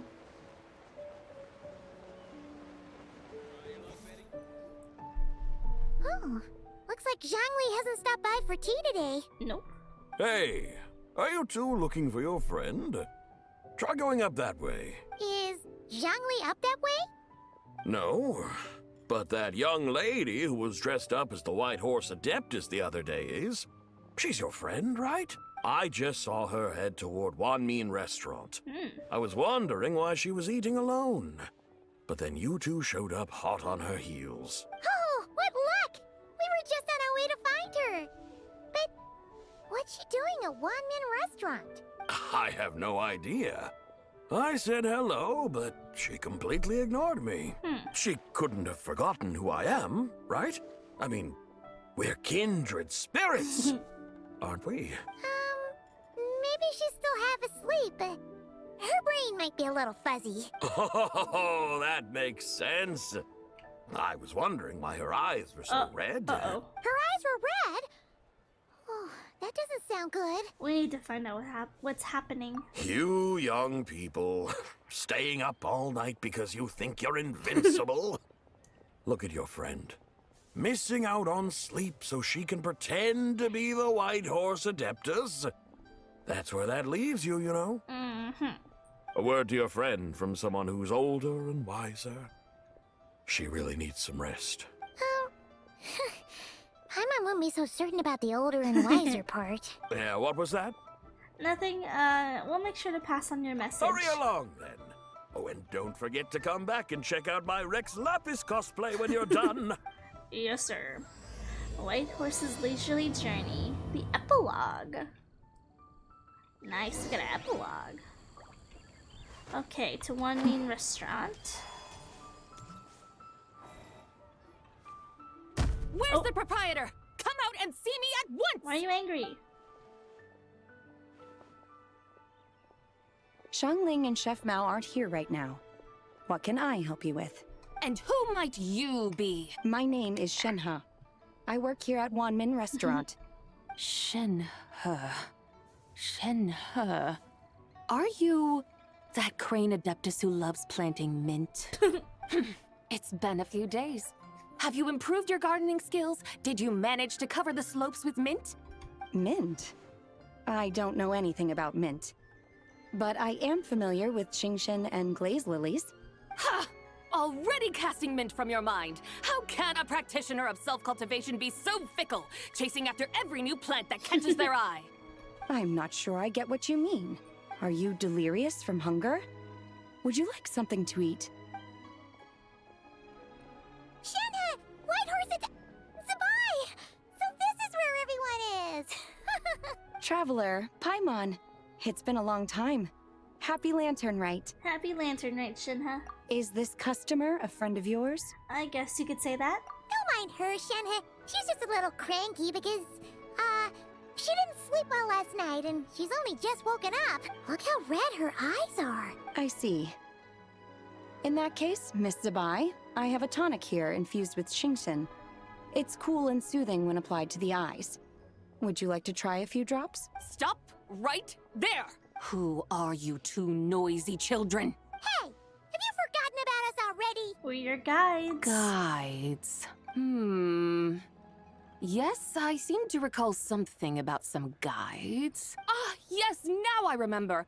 What luck! I was just looking for someone to show me the way to Elong Wharf. Girl. Huh. Is she starting to come around? Why do you want to go to the wharf? Someone requested my help in purchasing some tea leaves. I was informed they have discounted prices during the festival and that I shall get a good deal there. Tea leaves?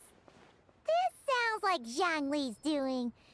He sure knows how to get people running errands for him. Zhangli started buying discounted tea. Your friend Rex... Zhangli initially requested the most expensive tea, but then a young lady in a hexagram hat mentioned he'd burned through the Wangsheng funeral parlor's yearly expenses at an exhibition a few days ago. As such, he is only permitted to buy items that are discounted this month. Oh, that's his boss, Hu Tao. It's about time she realized the problem and put a stop to his spending sprees. Oh, I see. So that's why you're here. Unfortunately, Wanmin Restaurant doesn't sell tea leaves. If you're truly in need, I could gather some wild tea from the mountain slopes. You don't sell tea leaves? But I remember your boss, Miss Lu, saying that she owns tea fields. You really should get some rest. The person you're talking about isn't the boss of Wanmin Restaurant. She's just like you. She came here to eat. Is that so? Life really is full of surprises. What surprises? Your brain really is as gooey as a pack of slimes. Paimon can't believe Zhongli entrusted you with going all the way to Yilong Wharf and buying tea. Why don't we show you the way to the wharf? That would be excellent, my dutiful guides. Yes, Miss Crane. I apologize profusely for my improper behavior just now. Please forgive me. I completely understand. Master often says that the human body is like a mechanism in need of regular maintenance. When a person cannot rest at night, they are sure to become irritable and on edge. Miss Crane, you appear reasoned and compassionate on the surface, yet I sense dark forces churning within your spiritual core. Those red ropes you wear are what bind them, am I correct? Oh, you can sense that? Indeed. I also sense that with your strength, you might try undoing one or two of those bonds when training. Untie Shen has ropes? Wouldn't that be risky?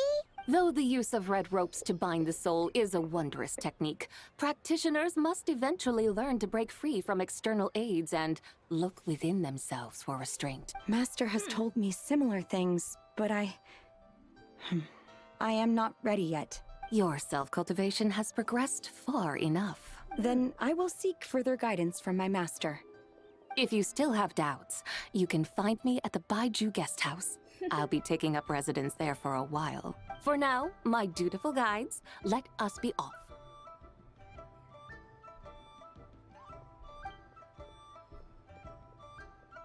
I like that we got to see Shinha. She's one of my favorite characters, who low-key doesn't get a lot of screen time. Alright, here's the wharf. Let's see. I think I'm above the wharf, actually. Bird. Aren't we going to Yilong Wharf? How do we end up on this mountain? Yeah, that's what I want to know. Small town over there, not Yilong Wharf. I sense a familiar scent wafting through the air. You're right! Except for the smell part. Paimon doesn't smell anything. That is because this scent is the essence of jade, which can nourish the spirit. Oh, yeah! Shenyu Vale does have a lot of jade, but Paimon didn't think jade smelled like, you know, anything. Naturally. This has reminded me of something. And what's that? A few simple tricks for mastering one's power. Oh? She's the jade girly. What is that thing? Ooh. I'm sure you've been to Yilong Wharf many times before, but I wonder if you've done so while cruising through the air. You've been such dutiful, dedicated guides, so allow me to offer this fresh experience as recompense. Please step in. Huh. I was wondering when we were gonna get to see this. Oh, this is so cool. Parade, oh my god, this is so cool. Oh my god. This is really cool. This is amazing! Paimon feels just like an Adeptus flying through the sky. What is this thing? I created it from my memories of the chariot of the Lunar Palace. Many years have passed since I last laid eyes upon it, so there may be some discrepancies. Nonetheless, it is functionally much the same. A lunar chariot? Wow! Paimon never never imagined she'd get to ride in one. So, Sabai, does that mean you used to work on the moon? Work. That's an interesting way to phrase it, though I suppose you are correct. I was once an angel, a member of a race tasked with guiding humanity. Then, graced by serendipity, I became a moon envoy. Huh? What's a moon envoy? Some kind of super important angel? As you would understand it, a moon envoy is a job title. Any angel, or non-angel, can become a moon envoy. So how'd she become an adeptus? Does that mean you're not the only one? Of course not. Though my memories are still hazy, I vaguely remember some of my colleagues. There was one who liked to take on the form of an ibis. Ibis? An ibis? Could it be... Who? Can all moon envoys turn into animals? Wait, I'm gonna look it up. Does it mean Welma could take that job? She can turn into a deer, and moon chanters are some sort of Luna envoy anyway, right? Moon chanter? I have no idea what those are. Oh, okay then. We're talking about the Ibis King? That's the only Ibis character that I think I know. Look! Paimon thinks she saw a tea vendor over there! How do you see that from up here? Very well. Let's take a look. Okie dokie. How do I get off of this thing?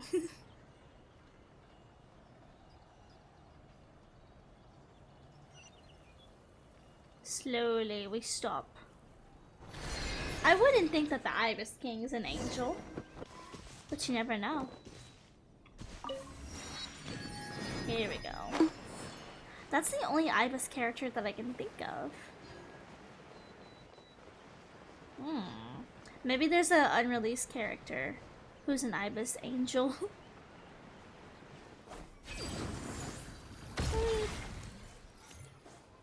Oh, I think we've seen this guy in like other years past. Welcome, please have a look around. We only sell teas of the finest quality sourced directly from Chaoying Village. Right now we're offering a special discount for Lanternlit. Look over there! Discounted tea! I like tea. What kind of tea you got? I'm partial Dear customers, to black are you tea. looking to purchase some tea leaves?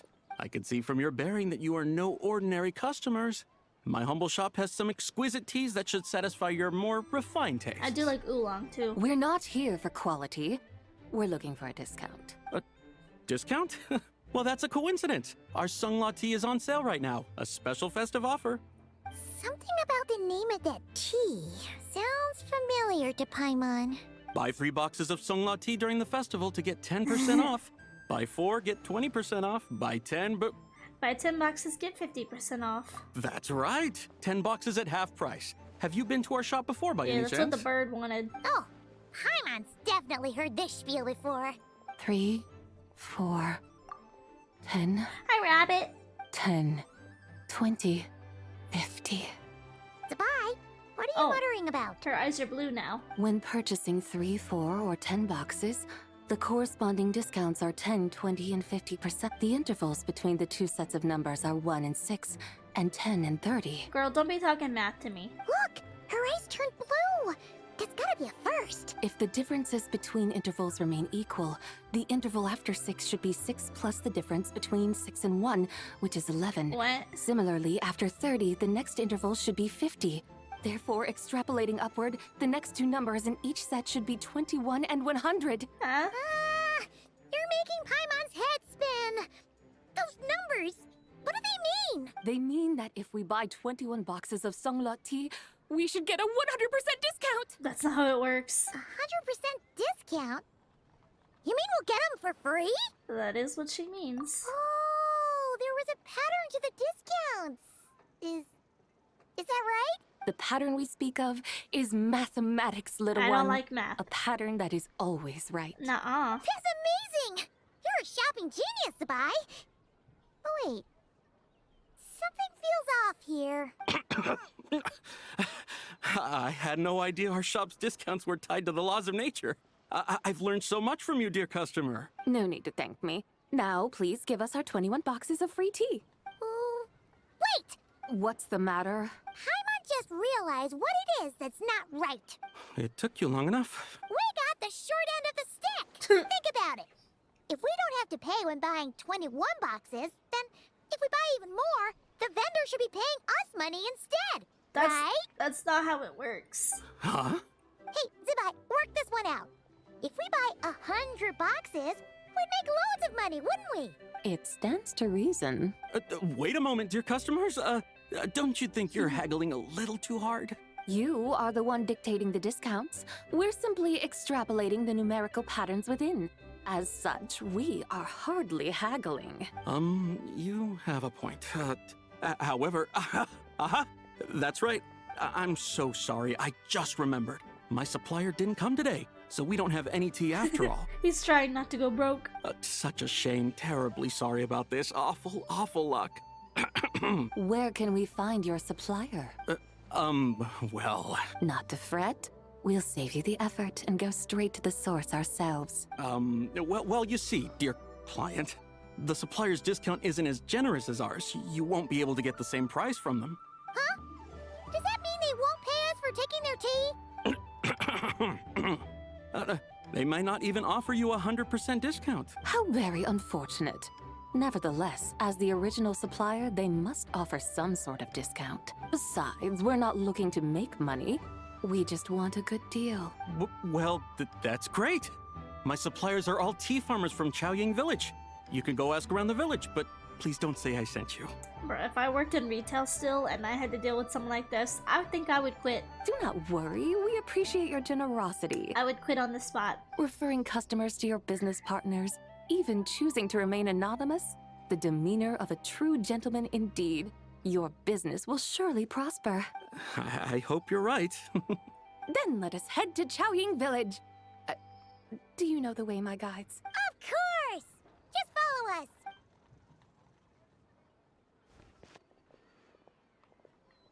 This poor dude. What otherworldly beings were those? Thank the heavens I managed to send them on their way. I should hurry home and pray to the White Horse Adeptus. May she bless me such that I never encounter such customers again. That was the White Horse Adeptus, my guy. My guy, that literally was the White Horse Adeptus.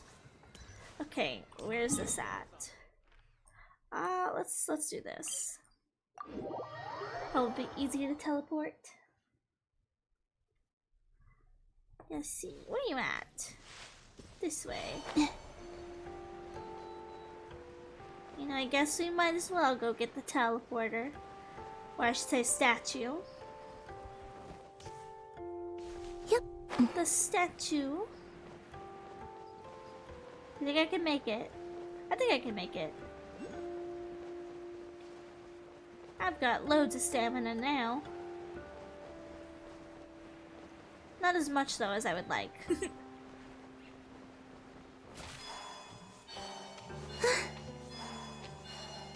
We'll have to come and do Qingyan Valley stuff at some point. I really like this area. Like, if I had to live in any place in Genshin, I think this would be the place that I would want to live. Wee. Wee.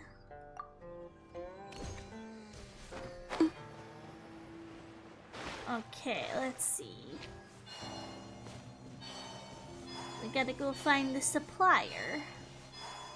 Here we are! Chaoying Village! The mountains and waters are pristine. They embody the beauty of heaven and earth. It's a good-looking place, alright.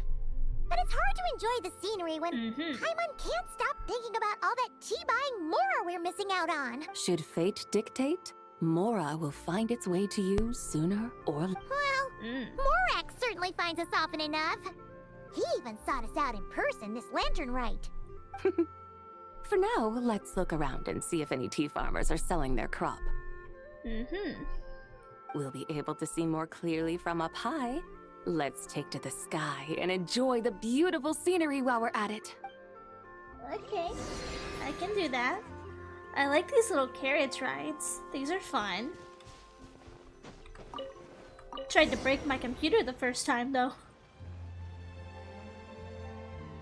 This is pretty nice. Wow. Xiaoying Village looks beautiful from up here. Indeed. The houses here are quite different from those in Liyue Harbor.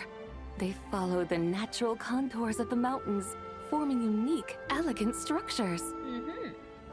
Yeah, it's super beautiful. I want that one right over there. The white walls and dark tiles frame the emerald waves of the terraced fields, while the curved eaves and tall gateways juxtapose each other with grace. I want that house over there. It's the smaller one, up on the hill. True.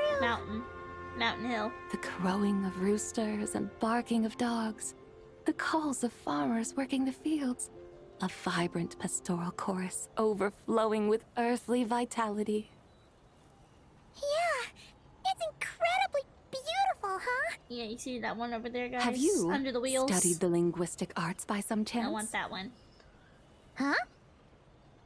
Your vocabulary for beauty seems rather constrained. Paimon knows how to say pretty as well. We're going to my house. Now then, let's take a look around and see if we can find any farmers selling tea. That one, I want this house. This house, I want this one. And we're going to the one I said I wanted. It's mine. Guys, this house is mine. I'm putting down the real estate. Look! There's someone in that tea field. And they look kind of familiar. Wait, no. Wait, is that Lu Xiangxiang? Don't tell me that's her house. And who is that? I will evict her. Oh, you'll remember her once you see her up close. I will evict her. I want this house. If this is her house, she will get an eviction notice. Hey there, Lu Xiangxiang! It really is you! Huh? Paimon, Traveler, and the White Horse Adeptus. Fancy seeing you here. The White Horse Adeptus has a name now. You can call her Zabai. And you are... Wait. I remember now, you're... Don't say anything about food poisoning or fish. You're the young lady who wanted to rise above the rest, are you not? Yes, that's me, but I'm in a bit of a state right now. At best, I can say I've fallen below them. Fallen below them? What happened? Like I said the last time we met, I'm being punished according to family rules. My father, mother, grandfather, grandmother, other grandfather, other grandmother. Oh, that's a lot of family members. Yeah, and on the night of Lanternlit, they held a family meeting to discuss my situation. So, they do care about you. There's no doubt they care. But they think that since I caused all that trouble in Liyue Harbor, it shows I can't be trusted on my own.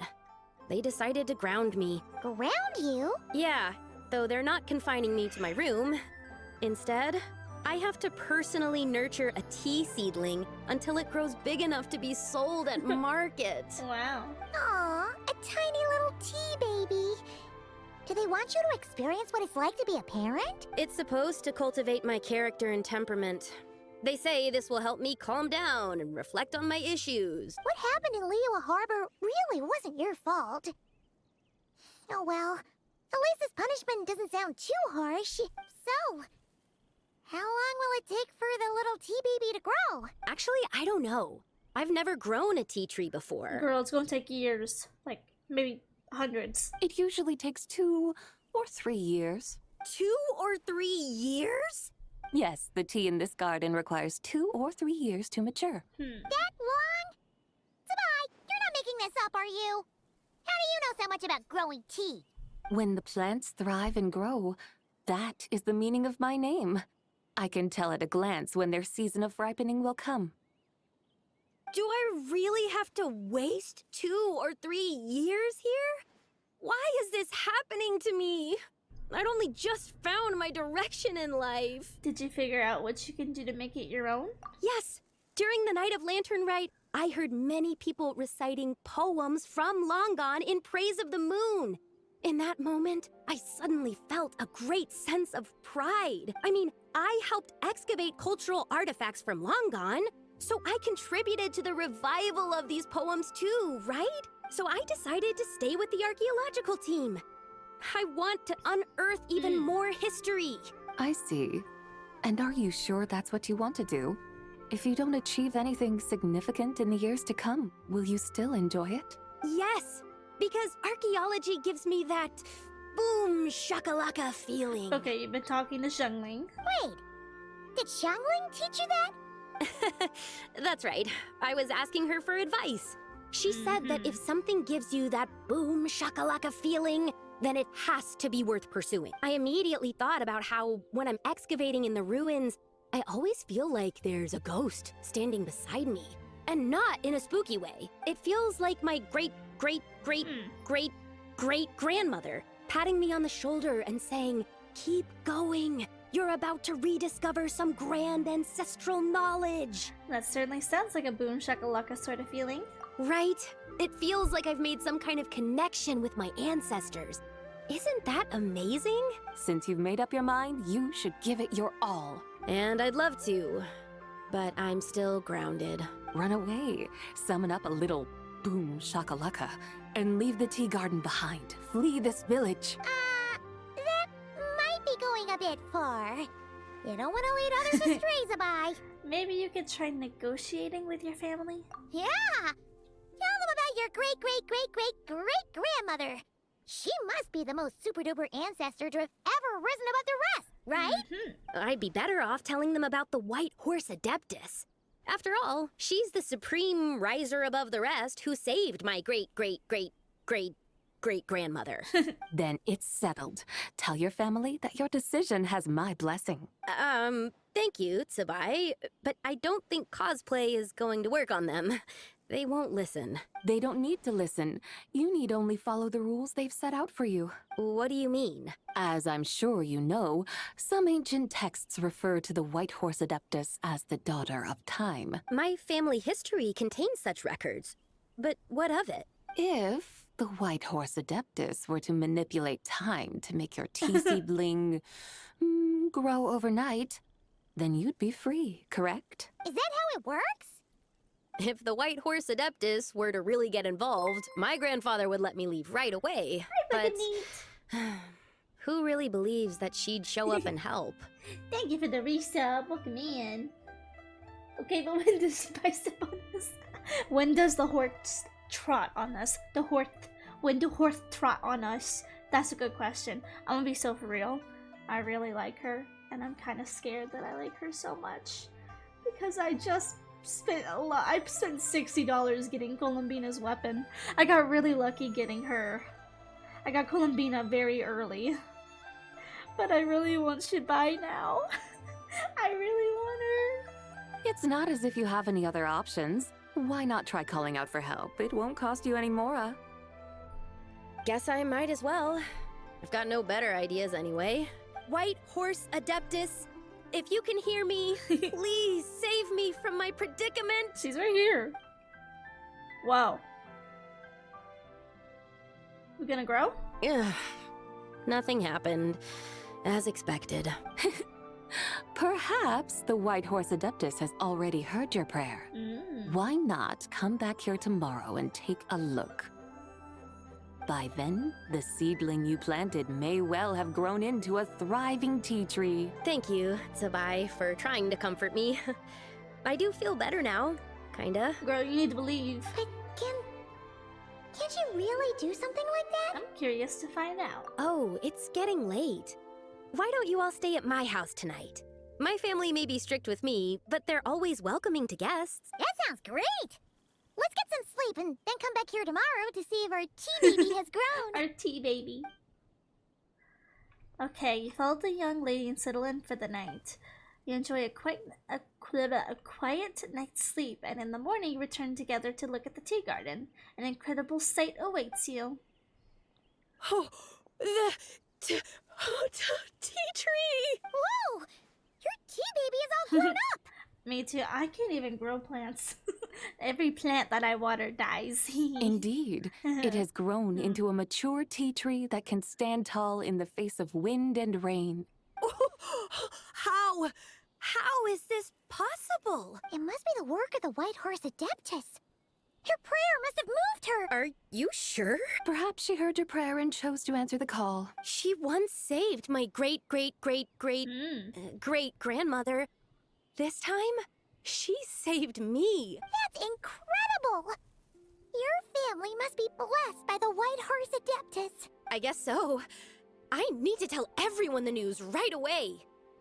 I don't know if I'm drowning my plants. I think I'm accidentally underwatering them. I think I starved them a little bit. Because, like, I have overwatered them before, and I've killed them that way, and now I think I'm, like, killing them by underwatering them. So, what I've done is I've just got fake plants. They should unground you now, right? They'd better. Since this is the will of the White Horse Adeptus, I don't see how they could object. Go. And if you run into any more trouble, call out to the White Horse Adeptus just like yesterday. Thank you so much. Paimon really thought you were going to use Adeptal energy to make the tea baby grow, Zwei. When an Adeptus exerts effort, consuming their energy, is that not using Adeptal energy? Alright.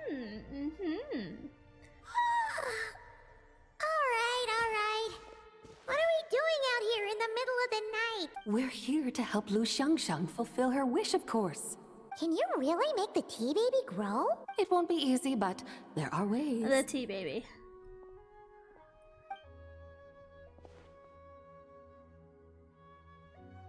We'll work in some ancient magic. There!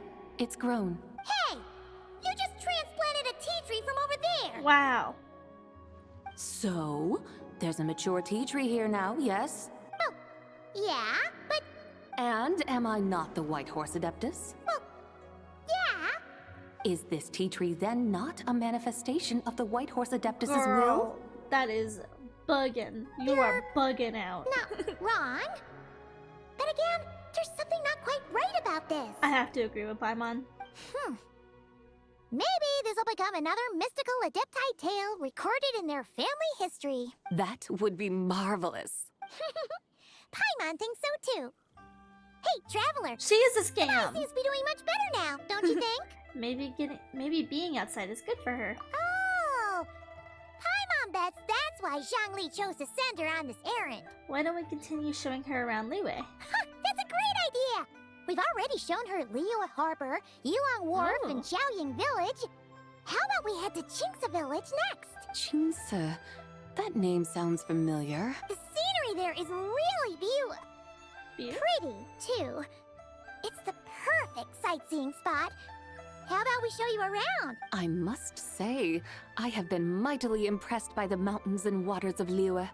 Please lead the way, my dutiful guides. Alright, let's go!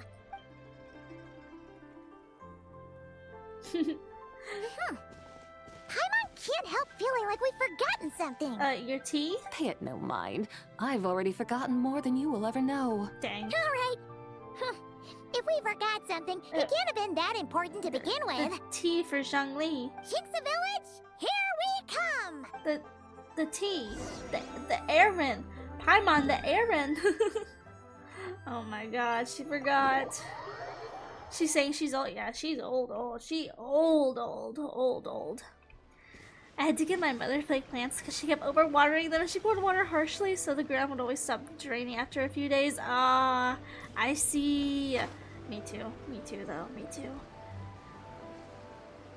It's so weird because like some of the plants, like you want to overwater them because like, you know, they turn a little bit yellow, so you're like, I kind of gotta like, you know, give them a little extra water. But then you give them a little extra water and instead of, you know, turning green again, they die because you overwatered them. We should plant cucumbers. We should plant canolas. I like cucumbers more. We should plant cucumbers. They're easy to sell. Cucumbers because I like pickles. We should plant canolas. The flowers are pretty. You can't eat a flower like that. What are you arguing about, little ones? We're deciding what to plant in our field once Lanternlit is over.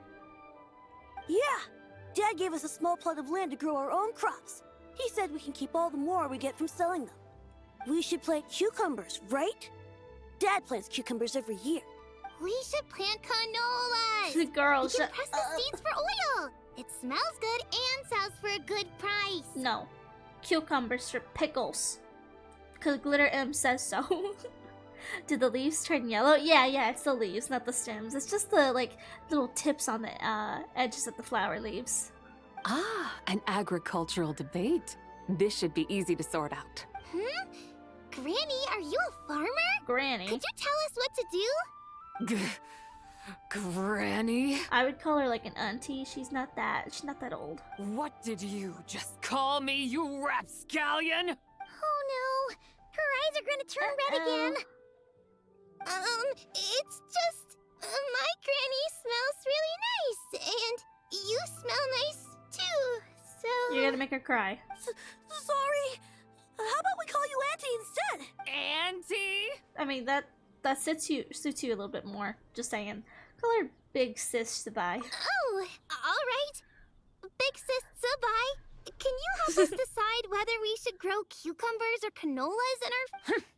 You little rascals. Oh, she angry. Using priceless land like this just for cucumbers and canolas? What a waste of heaven's gifts. Huh? What should we plant instead? With the coming of spring, when all things awaken, the fields should be sown with the 5 grains. What are those? Why are her eyebrows pink? The 5 grains are life's staples, the heart of the people's table. I notice the people here mostly eat rice, so that is where you should begin. I like rice too. Based on the local climate and soil, seedlings planted in mid to late spring should produce mature grain within 2 or 3 months. When autumn comes, you can plant a second crop, with time still to harvest it before the first frost. The rice you harvest can be sold at market or kept in your stores. It's a far better choice than cucumbers or canolas. Oh yeah, probably is a soil issue then. Oh, but Big Sister Sabai, I like canolas. I don't care what you like. That's no issue. It is unsuitable for continuous cropping in any case.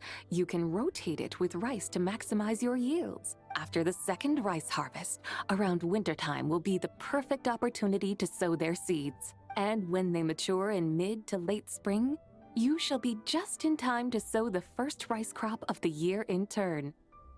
This way, Welcome your to the rice will fields. sustain balance. Rice and canola in a harmonious cycle. Wow, that means we'll have crops to harvest all year round. What about the cucumbers? Wait a minute!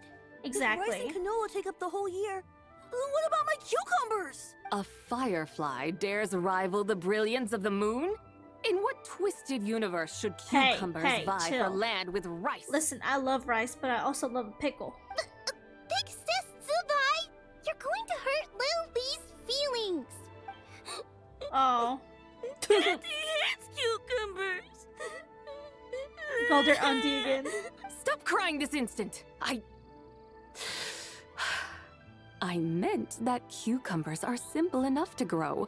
There's no need to devote a whole field to them. That is true. That is true. Just find an empty corner of your yard, scatter some cucumber seeds in the earth, and before you know it, you'll have a thriving patch of vines. Cucumbers delight in sunlight and moisture, but they suffer in cold weather. If you wish to plant them this early in the year, you should make sure they're protected from frost. Wow. Is it really that simple? Let's hurry home and get started right away! I'm getting a horticulture lesson. Are you really in that much of a rush? Well, thanks, Big Sis Sabai, who's fierce but really good at farming. We gotta go! Thanks, Big Sis Sabai!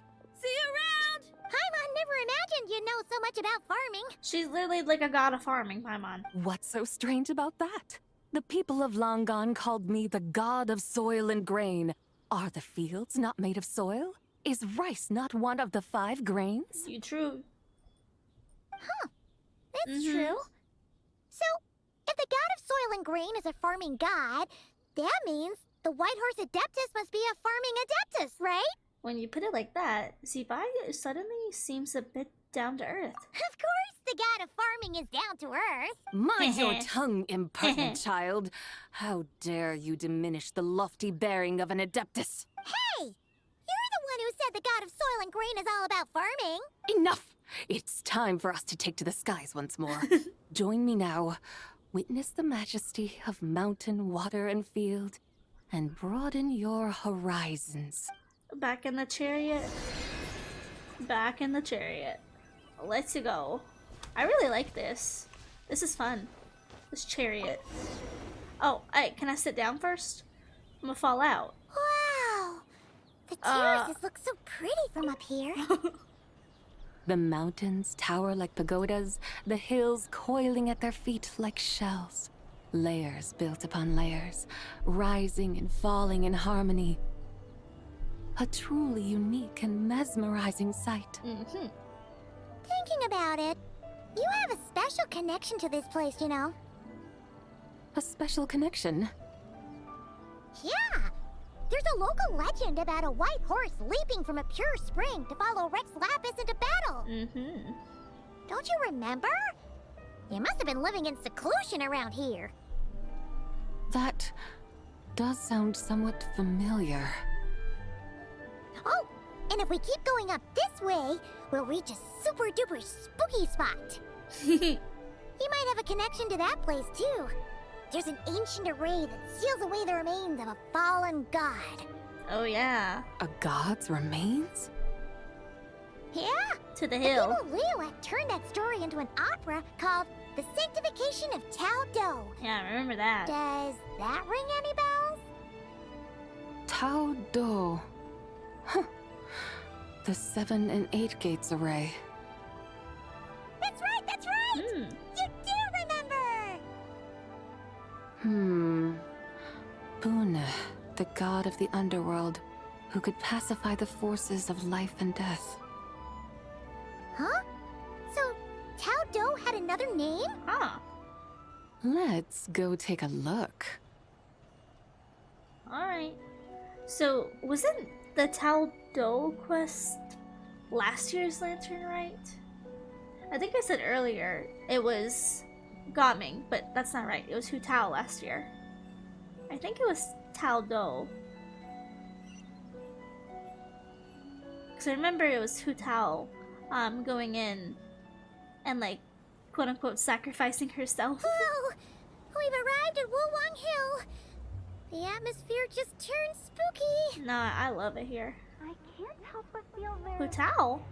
something strange about this friend you haven't seen in ages. Huh? Paimon thought she heard someone's voice. Let's head down and check it out. And definitely Hu Tao. Probably Zhongli too. Let's see what they want here. I like the scenic views. Hi Val, welcome in. I can't help but feel there's something strange about this friend you haven't seen in ages. Strange? Whatever do you mean? Her strangeness defies description. This Miss Zabai is a full-blown enigma, don't you think? I'm afraid I have no idea what you're talking about. Aren't you worried about sending her all the way to Yilong Wharf on her own to buy tea? What if she gets lost? Where there are people, there are paths. Now I'm the one with no clue what you're saying. She can ask for directions. And then what? She will meet strangers in unfamiliar lands, build friendships, part ways. Hers will be a long journey indeed. Oh no, not the garlic butter. Hope everything's okay. The further the journey, the more footprints one leaves behind. The deeper those footprints, the harder it is for time to erase them. Ah, so you want her to make new friends. I see. But from what you say, it sounds as though she's not from Liyue. I believe she was not, but perhaps she will be. You're sounding stranger by the second. Huh. Oh, over there. Oh, look who's here. Hey. Tao! Zhongli! What are you doing here? Traveler. Paimon. Fancy meeting in a place like this. Oh my, and Miss Zabai too. We ran into each other by chance. Sounds like fate to me. We were taking Zabai to buy some tea from Yilong Wharf. Zhongli sent her there, though she didn't even know the way, and... Oh, drat! We forgot the tea! Oh, Paimon knew we were forgetting something! Actually, I didn't forget. Why didn't you say so earlier then? What's done is done. There's no need to dwell on it. Fresh tea grows with each passing year. Let fate deliver it as it wills. Exactly. You can get tea wherever you go. You're hardly running low now, are you? Paimon feels a lot better now that you've said that. Still, I'm a little confused. If you were buying tea, how did you end up all the way out here? We're taking Spy on a sightseeing tour. We started at Liyue Harbor, stopped in at Yulong Wharf, went sightseeing around Xiaoying Village, made our way to Qingce Village, and now we're here. Wow, that is quite the itinerary. Yeah, actually, Paimon thinks it's about time we headed back. What are you two doing here? I'm here to pay my respects to my ancestors. My dear consultant kindly agreed to join me. It is Lanternlit after all. Adepti and ancestors should be venerated alike. Ancestors? Wait, could you be? Are you heir to the Wu-Wong kid? Or perhaps the lone butterfly of the Crimson Flame? Whoa, have you got all your memories back? Huh? Miss Zabai, you know about the Wangsheng funeral parlor and the 8 adepts? I happened to hear a storyteller expound on the sanctification of Tao Do. Lots of people know that story, sure, but very few can discern my family lineage from just a glance. Well, Zhongli, your friend here really is quite something. Unfortunately, there's no time to dally right now. We have a hill to climb. Perhaps once today is done, we can find time to chat over tea, recite poetry, and admire the moon? That would be wonderful, Director Hu. Oh, and before we go, you've been traipsing around all day. I suggest you stop off at the Wangshu Inn on your way back for a good night's rest. Wouldn't do to exhaust yourselves, Thanks for the advice. Don't mention it. All right, we'll take our leave now. See you later. Hotel's so thoughtful. Why don't we follow her advice and stay at the Wangshu Inn tonight? Zabai, you can see the whole of Dihua Marsh from up there. The view's amazing. Plus, you can sample Smiley Yin-Xiao's cooking. I want some almond tofu. Wangshu. An intriguing name. It couldn't hurt to check it out. Awesome! Let's go! Is that towering structure Wangshu Inn? Sure is. We can take the lift up from over there. Always walking the path long trodden. Does retracing others' footsteps not tire you? Come on, get in. We'll fly to the top. And also she likes to do this a lot. There we go. Yeah, basically for this game you're just exploring nations and stuff and like trying to like find out where your sibling went. Are we really going to fly up to Wangshu Inn? Isn't that a bit showy? All the guests are gonna see us. That is true. Is that a bad thing? To be able to witness an Adeptus. This will surely add to the inn's appeal, not to mention the room prices. The owner will thank us. You seem to really like showing off your powers. This inn's architecture is incredible, and the surrounding countryside radiates a picturesque charm. No wonder the new proprietor of the Baiju guest house thinks he can't compete and has decided to change his own establishment's name. The new proprietor? Ah, you mean Lu Shengsheng's dad. So you know about that too. Personally, Paimon thinks it should go with something like Rex's Rest. That's a contender's name if Paimon's ever heard one. I'm good. I don't like that. A fitting name indeed. Nah. Yeah, I guess she's technically a mayor. So you think the guest house should change its name too? Because she's the white mayor. Paimon kind of thought you'd say something like, such sacrosanct traditions must never change. She's the Uma Musume. Time flows ever onward. Why should the rules of yesterday be carried forward into the world of tomorrow? The people of today should determine what is to be kept. Huh. You're not as old-fashioned and stuffy as Paimon thought. The years ebb and flow, seas recede to reveal fields. In the vastness of time, I am but a wild horse in a boundless sea of dust. She is a Even horse. Rex Lapis, having waded through the waters of the river of time, is not quite the same as before. Oh, mama.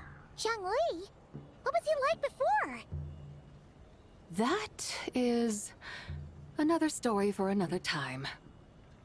Uma Musume. Make a debut. We have arrived. I know, right? The crossover potential would be so good. You got the horse and the horse girls. Whew. This is the first time Paimon's ever flown up to Wangshu Inn on a chariot. Everything's so different when you're up high. Wangshu. Like moon lanterns and show lanterns. Might it all be a coincidence? Hmm? What's a coincidence? Do you not know what Wangshu means? Does it mean the moon? Not bad. You're clearly much sharper than your diminutive companion. Wangshu can refer to the moon, but its original meaning is Zhao? Hey! The goddess who rides the bright moon's chariot. I figured he was gonna show up. And you must be the conqueror of demons. Xiao! Paimon was wondering if we'd disturbed you by flying down from the sky. Not at all. I sensed an unusual presence long before you arrived, though I didn't expect it to be you in a flying chariot. Ah, a witness at last. I was starting to think we should fly a bit lower. 'Twould be awfully dull if no one ends up marveling at my lofty bearing. No need. This is already showy enough. I'm not one to do good from the shadows, as Rex Lapis is wont to do. Then you must be... She's the White Horse Adeptus. Oh, nay, I'm only cosplaying as the White Horse Adeptus, in truth. Y'all, the horse she neighed. Cosplaying? What's that? Zhao, honey, a lot of people have already cosplayed you. Don't worry about it. Ugh, ignore her nonsense. She's a genuine article. The one and only, completely authentic White Horse Adeptus. It's just... Xiao, did Zhongli say anything about her being a teensy bit... not quite right? Mental instability, perhaps? Did Zhongli tell you that? No, this is my own speculation. Whoa. Well, you pretty much hit the nail on the head.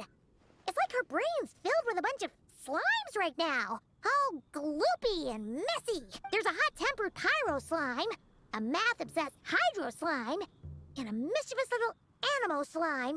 But don't tell her Paimon said that, or she'll come and tell us all off. Can't she not hear you? You white-haired rascal! Do you think I can't hear you?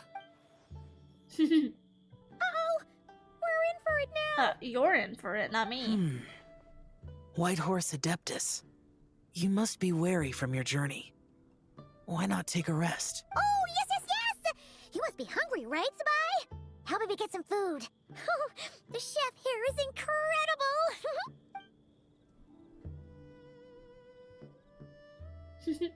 We're eating up here with Zhao? It's so hot! So spicy! I think she likes spicy. Are you okay? Do you want Paimon to get you some water? Don't worry about me. I just need to pace myself.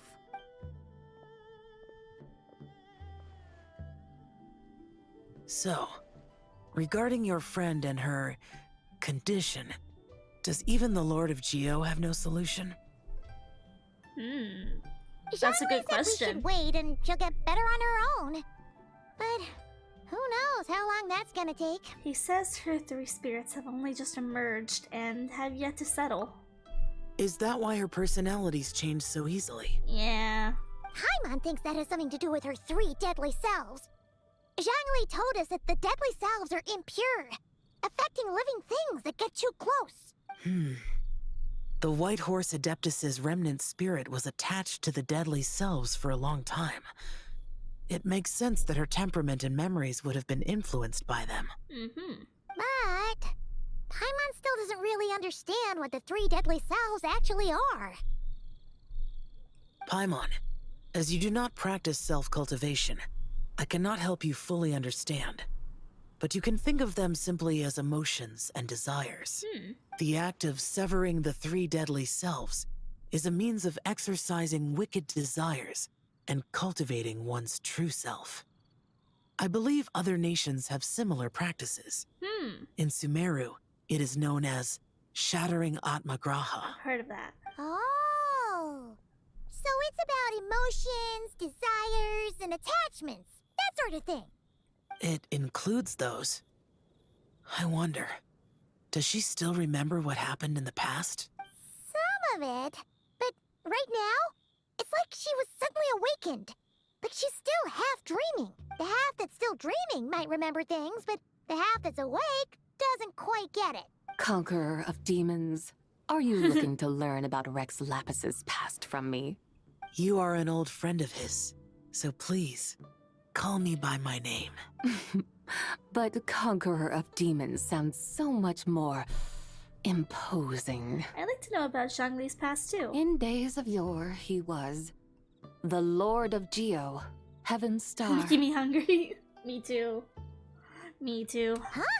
You said the same thing the day you came back. But what does it mean? I'm afraid I can't remember. Hey! Did you really forget? Or are you just pretending so you don't have to tell? Why not ask Rex Lapis himself? Whether I've forgotten might be up for debate, but I am certain he remembers. He must have his reasons for not raising the past, and you likely have similar concerns. I shouldn't have asked. An answer that suits your style, General Alatis.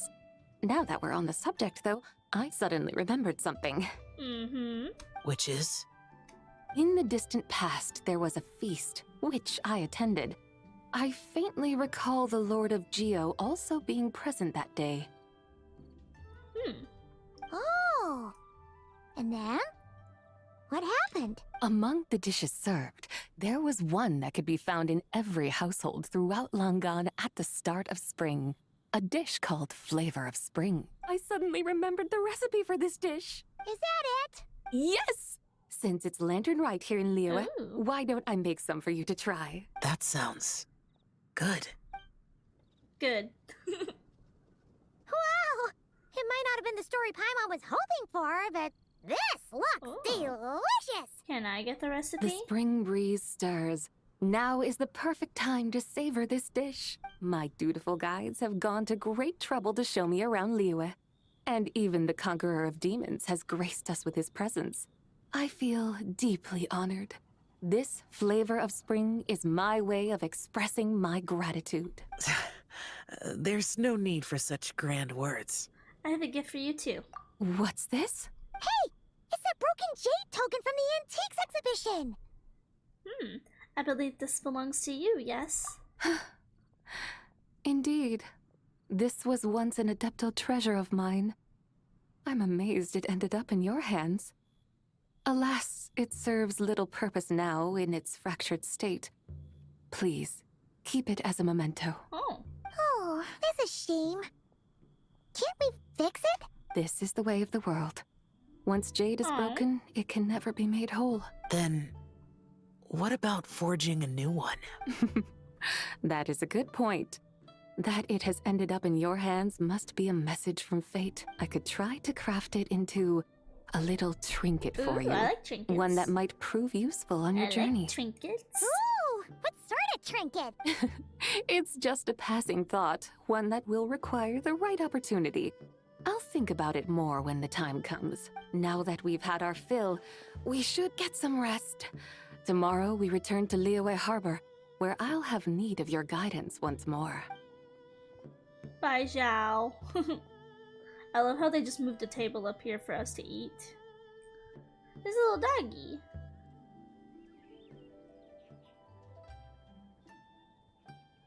Oh, doggy.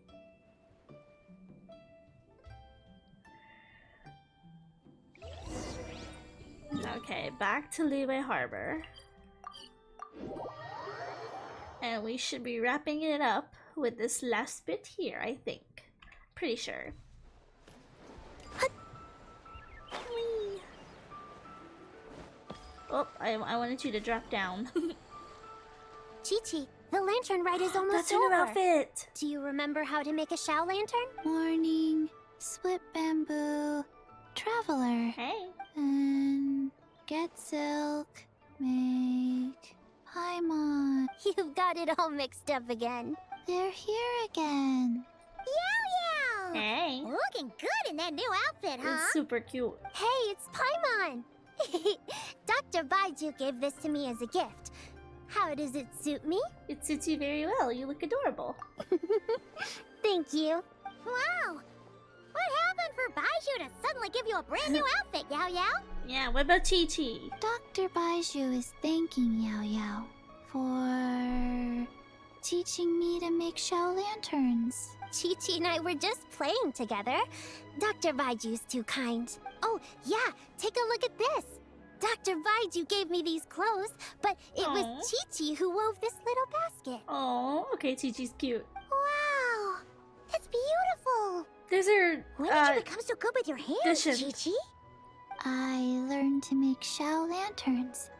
Thanks to Yao Yao, This is cute. also made a wish. What do I always say? The White Horse Adeptus answers prayers. Come, help this old man make an offering in thanks. Huh? Mr. Liu? What did you pray for? For my idiot son to finally come to his senses and not change Oh, it's Baiju his Guest son, House's name. not Which he grandson. has. Nice. Huh? He's keeping the old name? Listen to this. My granddaughter planted a tea seedling in our village just a few days ago. She made a prayer to the White Horse Adeptus to help it grow. Overnight, her seedling flourished into a mature tea tree. Oh, that's a scam. That sure does sound like a miracle. Could the White Horse Adeptus really have helped it grow? Of course she did. Oh, White Horse Adeptus, how blessed is our family over whom you keep watch. Truly, this is an extraordinary miracle. You must record it in your family history without delay. Of course. Huh? Is that you, Miss Zibai? Indeed. I have a long-term booking at your guest house. Yes, I recall. Mr. Zhongli said to charge your expenses to the Wangsheng funeral parlor, if I remember correctly. That's Zhang Li. Always making trouble for poor Hu Tao. That's true. I noticed when you were here last that you bear a striking resemblance to the pictures of the White Horse Adeptus in my family history. You both have golden eyes. Perhaps fate has had a hand in our meeting. And a glad meeting it is, Miss Zabai. Now, why don't I gift you some tea from my garden to celebrate this We grow Sunglaw tea there, and it has quite the reputation throughout Yilong Wharf. I hope you will accept it. Oh! Sungla, buy 10 boxes, get half off teas. Back on the menu. Buy 10 boxes, get half off? Don't be silly. This is a gift. It's free. Woohoo! Nice! Thank you so much, Boss Liu. There's no need to thank me. You're a visitor from out of town, which makes you an honored guest. Make yourself at home. Lanternlit may have ended, but the streets are still bustling with activity. Make sure to take everything in, meet some new friends, and enjoy your time here. And that goes for you kids as well. Happy Lanternlit. Got it, Mr. Liu. Happy Lanternlit. Yeah! Happy Lanternlit, everyone! Happy Lanternlit indeed. Oh, that's it. Alright, we finished Lanternlit, and I did get the recipe for some spring rolls. Nice. We did it. Happy Lanternlit. I do have to say, I don't think this one is one of my favorites. I still think Gaming's is my all-time favorite. I wish they did a little bit more with like us actually being in Liyue Harbor to celebrate Lanternlit as a festival like in previous years, but I really like Sabai's story quest, but it almost feels like it's a little bit like lacking because we didn't get her to like fully resolve this like problem that she's had with her 3 selves now competing in one body. I don't know. Wasn't one of my favorites, but I do like Sabai's character. I do like her, so yeah.